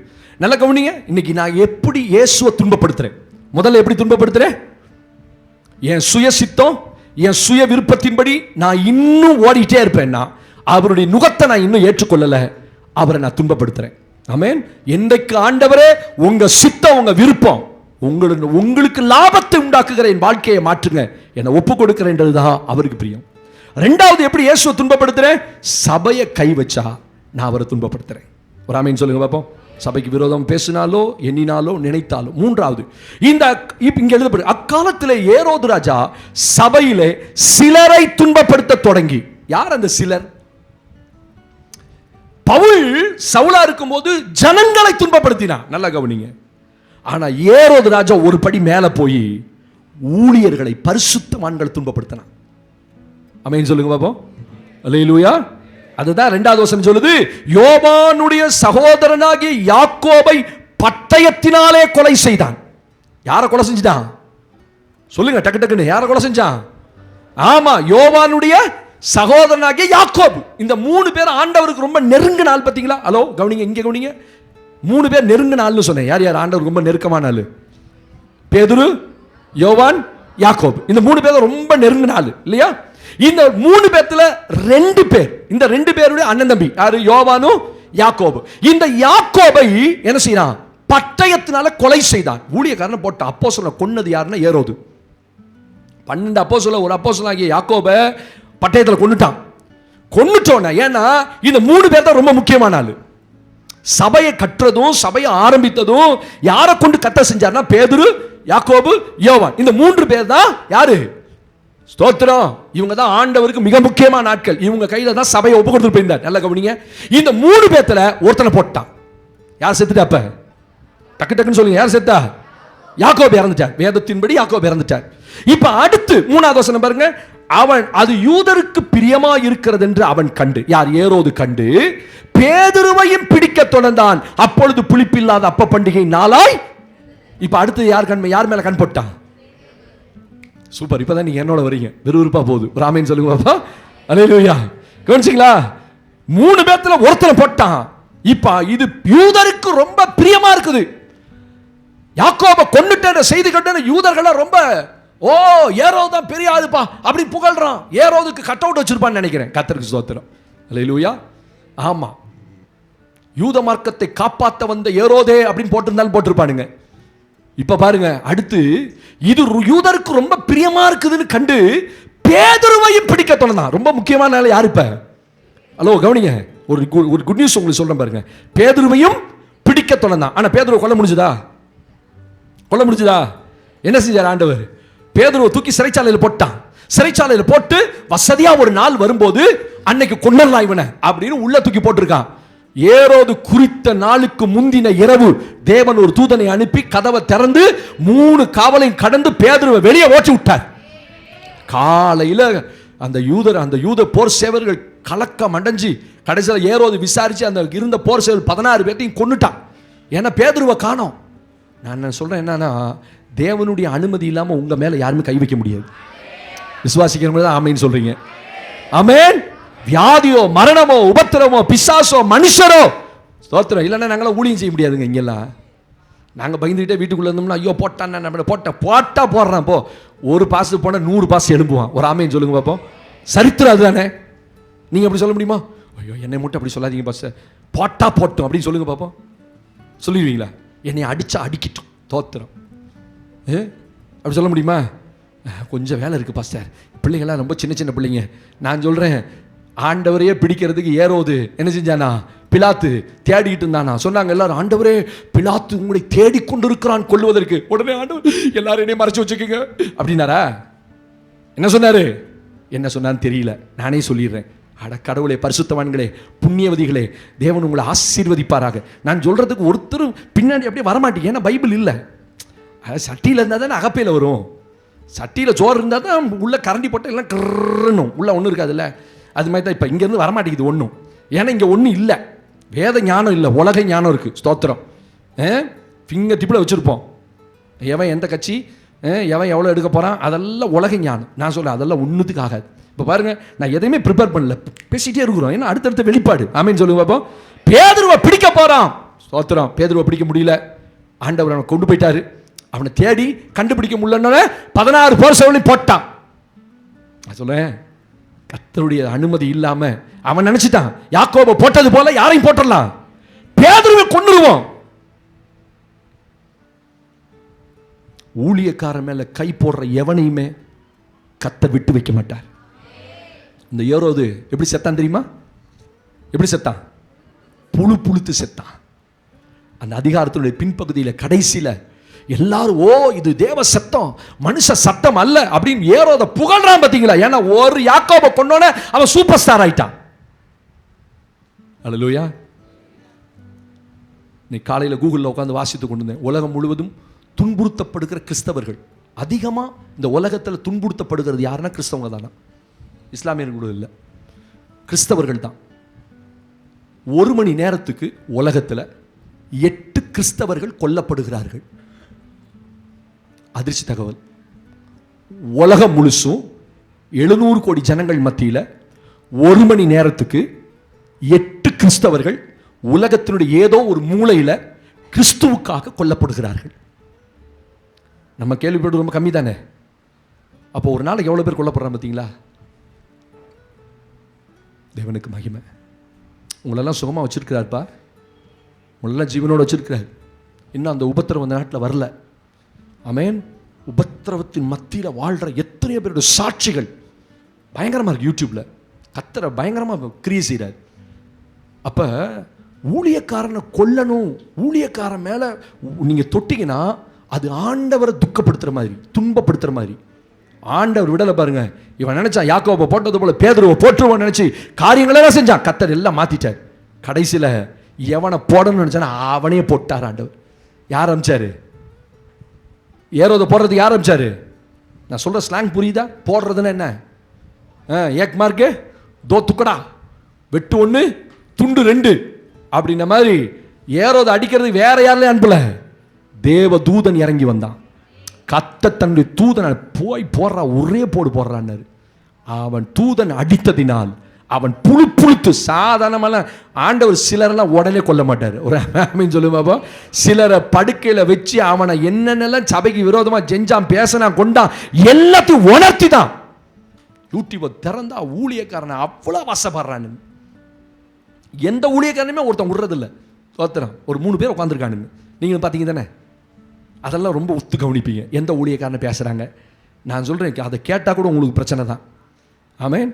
ஓ இவங்க கூட இப்படி பண்ணியிருப்பாங்களோ? இவன் பார்க்கவே இல்லை. பால் தினகரன் வீட்டில் 5 கிலோ தங்கம் நினச்சேன் வச்சிருப்பார். அவர் வச்சிருப்பாருப்பா. அவர் நான் சொன்னேன், டே நம்மால் ஒருத்தன் வச்சிருக்காண்டா, சந்தோஷப்படுறா. நம்மால் ஒருத்தன் பெரிய ஆளாக இருக்கான்றதுக்கு ஜொட்டெல்லாம் வச்சிருக்கிறாரு, ஏரோப்ளைன்லாம் வச்சிருக்கிறாரு. ஏய் நம்மால் ஒருத்தன் வச்சிருக்காண்டா. அந்த உணர்வு உங்களுக்கு வருதா? நீங்களும் அப்படியா 5 கிலோ வச்சுருக்காரா, அப்போ அவர் காணிக்க கொடுக்காது. 100 இவன் அனுப்புறதே 100 ரூபாயா இருக்கும். இந்த 100 ரூபா கேஸ் தான் நிறைய பேசும். நிறைய கொடுக்குறவன் என்னைக்கு பேசவே மாட்டான். ஆமேன்னு சொல்லுங்க. சைலண்டா 5000 தசமாக கொடுக்குற ஆள்லாம் இருக்குது சபையில். அதெல்லாம் சத்தமே காட்டாமல் போயிட்டே இருக்கும். ஆமேன்னு சொல்லுங்க. அல்லேலூயா. அவனை ஆசீர்வதிக்கிறதை நாங்கள் பார்க்க தான் செய்கிறோம். கொடுத்து கையை முடக்கிக்கிட்ட சில குடும்பங்கள் இருக்குது. அவங்களுக்காக நாங்கள் ஜெபம் பண்ணுறோம். தேவனே காத்துக்கொள்ளும், அவங்களுக்கும் மனம் இறங்கும், அவங்களோடு பேசும். சரி, இன்னைக்கு சபையில் என்னென்னா கொடுக்குற இறுதியும் போயிட்டு நிறைய பேத்துக்குள்ள. ஏன் கொடுக்கணும்? எதுக்கு கொடுக்கணும்? ஓன் பரலோகத்தில் உன் கணக்கில் ஒன்றுமே இல்லையே. நாங்கள் வேறு இடத்துக்கு கொடுக்குறோம். இது எனக்கு செய்கிற துரோகம் தானே? ஹலோ, எனக்கு நான் சாப்பாடு போடுறேன், நான் விருந்து வைக்கிறேன், வாரம் உங்களை ஆவியில் நடத்துகிறேன். நீ எனக்கு கொடுக்காம என்கிட்ட கொடுக்காம நான் இன்னொரு இடத்துக்கு கொடுத்தேன்றது அது பச்சை துரோகம். தேவனுக்கு மகிமை. அப்படிப்பட்ட ஆட்கள்லாம் தெரியும், அதனால் நான் விட்டுறது. அதெல்லாம் கேட்குறது சரி. ஆண்டவரே நீங்கள் பார்த்துக்கங்க, தேவனுக்கு மகிமை. ஆனால் கொடுக்குறீங்க கொடுக்கலையோ, ஊழியக்காரன் எந்த ஊழியக்காரனுக்கு விரோதமாயும் என்ன செஞ்சிடாதீங்க. அவன் தேவனுடைய ஸ்தானாதிபதி. அவன் விழுந்தாலும் சரி, நின்னாலும் சரி, உக்காந்தாலும் சரி, அவர் அப்படி பண்ணிட்டாரு, இவர் இப்படி வாங்கிட்டாரு, அதை பண்ணிட்டாரு. ஸ்தோத்திரம். செய்யிட்டியா? நம்ம ஊழியக்காரங்கய்யா. நீங்கள் யார்ட்டையாவது பேசும்போது எவனாவது புறஜாதிகள்லாம் இன்னைக்கு அதை பார்த்துட்டு வந்து கேட்குறான் விசுவாசிகள்கிட்ட. அன்னைக்கு ஒரு விசுவாசி வந்து சொல்கிறார், என்னப்பா சார் அந்த ஊழியக்காரை பற்றி அப்படி வந்து புறஜாதி அப்படி பேசிட்டானா அவங்க இப்படிலாமா பண்ணுவாங்க கிறிஸ்தவங்க. எவ்வளோ கொடுமை இல்லை அதெல்லாம். அப்படி ஃபீல் பண்ணுறீங்களா? நீங்கள் ஃபீல் பண்ணுறீங்களா? ஊழியக்காரன் விரோதமாக பேசுகிறானுங்களே எப்படின்னு. பேசிட்டுப்பா, அதை 4 பேருக்கு வைரலாக்கி, இந்த பேர் கேட்டுப்பார், இந்த ஊழியக்காரன் நீ வந்து பெரிய ஆளாக நினைக்கிற, அவங்க பற்றியா எப்படிலாம் பண்ணுறாங்க. நான் சொல்கிறேன், அவன் எவ்வளோ பாடல பிரச்சனையில் நின்னா குத்தம், உக்காந்தா குத்தம், எத்தனை பிசாசுகளோட போராடி, மனுஷர்களோட போராடி, அரசாங்கத்தோட போராடி, மத தீவிரவாதிகளோட போராடி, எவ்வளோ பாடுகளை சகிச்சு அந்த ஊழியக்காரன் நிற்கிறான். செய்கிறது சின்ன சின்ன குறைவுகள் இருக்கலாம். நான் என்ன சொல்கிறேன்னா, எல்லாரும் மனிதர்கள் தானே. ஆமென். இப்போ உங்கள் பார்வையில் என்கிட்ட நீங்கள் இந்த 2 மணி நேரம் தான் பார்க்குறீங்க, ஆனால் 2000 குத்தம் கண்டுபிடிப்பீங்க. இந்த 2 மணி நேரத்தில் எத்தனை இந்நேரம் பாருங்க எழுதி வச்சுருப்பீங்க என்னை மனசுலையே. இவர் நம்மளை தான் பேசுகிற பற்றியா, நான் முடிஞ்சோன்னு அவன்கிட்ட பேசணும், உன்னே தானே பேசணும், போட்டு கொடுக்கணும். ஹலோ, ஆமென். ஆமாம், சோத்திரம். ஊழியக்காரன தெய்வமெல்லாம் நினைக்காதீங்க, ஊழியக்காரன மனுஷனாக மதிங்க. அவங்களுக்கும் பாடுகள் இருக்குப்பா, அவங்களுக்கும் பிரச்சனை இருக்குப்பா, அவங்களுக்கும் போராட்டம் இருக்குப்பா. ஒரு ஆமேன்னு சொல்லுங்க பாப்போம். அல்லேலூயா, அல்லேலூயா. அப்படி தானே?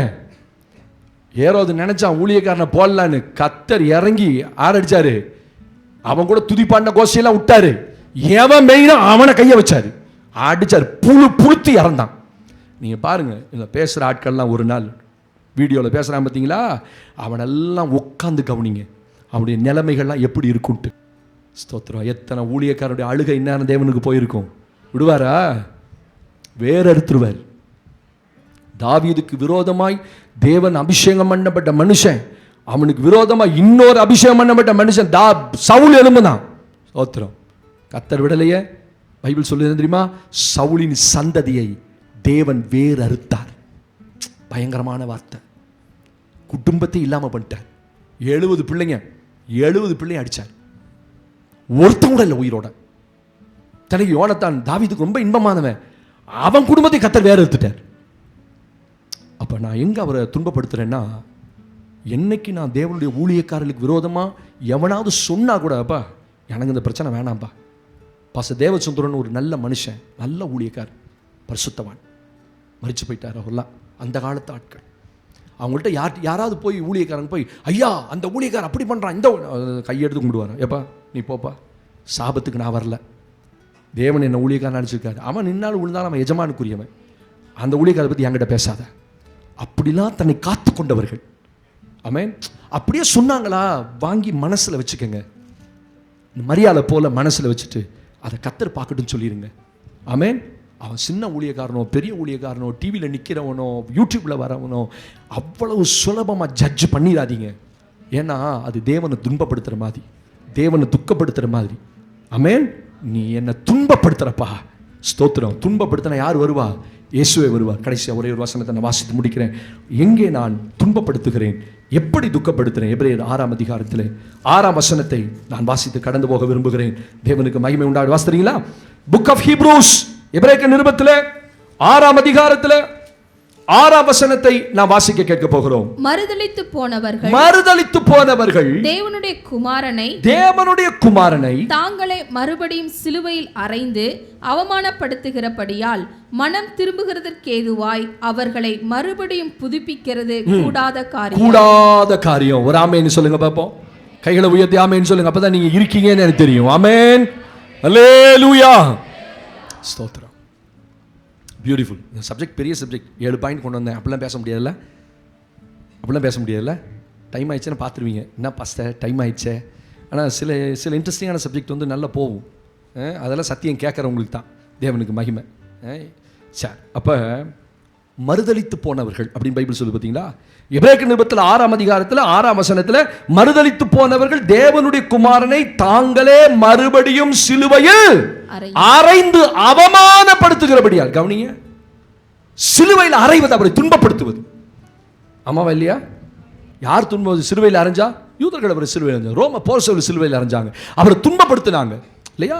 அவர் மேல இந்த அங்கேயெல்லாம் கழட்டினாங்க, அவர் தலையில முட்களிடம் சுட்டப்பட்டது, கோலினால் தலையில அடிச்சாங்க, எல்லாம் நடந்துச்சு, அவமானப்படுத்தினாங்க. அப்ப அவன் லிட்டரலா சிலுவையில் அரைஞ்சான், அவமானப்படுத்தி. சில நேரத்தில் மறுதலித்து போனவர்களை பைபிள் அப்படி சொல்லுது. அப்படின்னா யாரு? தேவனுக்காக சாட்சியா நிற்காததுனால தேவன் உங்கள் நிமித்தம் துன்பப்படுவார். நீங்க பல இடங்கள்ல ஆண்டவருக்கு சாட்சியா நிற்கிறது இல்லை. உறவுகள் மத்தியிலோ, குடும்பத்தின் மத்தியிலோ, வேலை ஸ்தலங்களிலோ நீங்க ஆண்டவருக்கு சாட்சியா இருக்கீங்களான்னு கவனிங்களேன். அப்படி சாட்சியா இல்லைன்னா மறுபடியும் இயேசுவை சிலுவையில் அறைந்து அவமானப்படுத்துகிறீங்க, அப்புறம் துன்பப்படுத்துறீங்க. ஒரு முறை ரட்சிப்பு தேவன் கொடுத்துட்டா அந்த ரட்சிப்புல கடைசி வரைக்கும் நிக்கணும், அந்த சாட்சியில கடைசி வரைக்கும் நிக்கணும். உங்களை கேட்கிற அத்தனை பேத்துக்கும் நீ யாருன்ற சாட்சியை சொல்ல மறந்துடாத தேவ பிள்ளைய. சவுல் சந்திக்கப்பட்ட பிறகு எங்க போனாலும் பைபிள்ல பாருங்க, தான் எப்படி சந்திக்கப்பட்டதை 3 முறை சொல்றாரு, 3 முறை ரெக்கார்ட் பண்றாரு எல்லாத்துட்டையுமே, சபைகள்கிட்ட. ஏன் தெரியுமா? அந்த சாட்சி அவ்வளவு பவர்ஃபுல் சாட்சி. ஆண்டவர் உங்க வாழ்க்கையில செய்த நன்மையும், கர்த்தர் உங்களை சந்திச்ச விதத்தையும், நீங்க போகிற சபையையும் குறித்து சாட்சி கொடுங்க. நீங்க சாட்சி கொடுக்கலன்னா அந்த இடத்துல இயேசு துன்பப்படுத்தப்படுகிறார். உன்னை ரட்சித்தனப்பா, உன்னை தொட்டனப்பா, உன்னை சபைகளை கொண்டு வந்து வச்சு அழகு பார்த்தனப்பா, நித்திய ஜீவனை கொடுத்தனப்பா, ஸ்தோத்திரம். ஏன் உங்களுக்கு இருக்க அழைப்பு எப்படிப்பட்ட தெரியுமா? இது இந்த உலகத்தோடு முடிகிறது அல்ல. ஆமென். இந்த உலக மனுஷனுக்கு இந்த உலகத்தோட எல்லா கிரெடிட்டும் முடிஞ்சிருச்சு. ஆனா ஒரு தேவ பிள்ளைக்கு உண்மையான கிரெடிட்டே இந்த உலகத்தில் அல்ல, இங்க இருந்து அங்க கடந்து போறோம் பார்த்தீங்களா, அங்கதான்ப்பா உங்களுக்கு கிரெடிட். ஒரு ஆமேன் சொல்லுங்க பாப்போம். விசுவாசிக்கிறீங்களா இல்லையா? ஆமென். இந்த உலகம் நீங்க செய்யறதுக்கு எதுவுமே உங்களை கனப்படுத்தாது, பிரதியுத்தரம் கொடுக்காது, மாறுதலம் செய்யாது, கைமாறு செய்யாது. ஆனா எல்லாத்தையும் கர்த்தர் கணக்கில் வச்சிருக்கார். அதனாலதான் பைபிள் சொல்லுது, இதோ நான் சீக்கிரமாய் வருகிறேன், அவனவனுக்குரிய பலன் என் கூட வந்துட்டு இருக்குப்பா. உங்களுக்குரிய பலன் கர்த்தர்ட்ட வந்துட்டு இருக்குது, கர்த்தர் கொண்டு வந்துட்டு இருக்கிறார். நீ எங்க போனாலும் அவரை மறுதலிச்சிடாத, அவருக்கு சாட்சியா நில். சில நேரத்துல மறுதலிக்கிறது இல்ல, நீ சாட்சியா நிக்கலனாலே அங்க மறுதலிக்கிறேன்னு அர்த்தம். அவரை மறுதலித்து போனவர்கள் தேவனுடைய குமாரனை மறுபடியும் காலின் கீழ் மிதித்து அவரை சிலுவையில் ஆணி அடிக்கிறார்கள், அவரை அவமானப்படுத்துகிறார்கள். அப்ப நான் தேவனுக்கு சாட்சியா இல்லைன்னா என்னால் அவர் துக்கப்படுறார், துன்பப்படுத்தப்படுகிறார். ஆண்டவர் கேட்பார், மகனே எனக்கு சாட்சியா இருந்தியா? இந்த 2 மாசம் அப்படியே இந்த சுவிசேஷ வேகம் குறையக்கூடாது. ஆமென் சொல்லுங்க. காண்கிறவர் பைபிள் சொல்லுதில்ல, அப்போஸ்தலர் 16ஆம் அதிகாரத்தை முடிக்கிறேன்.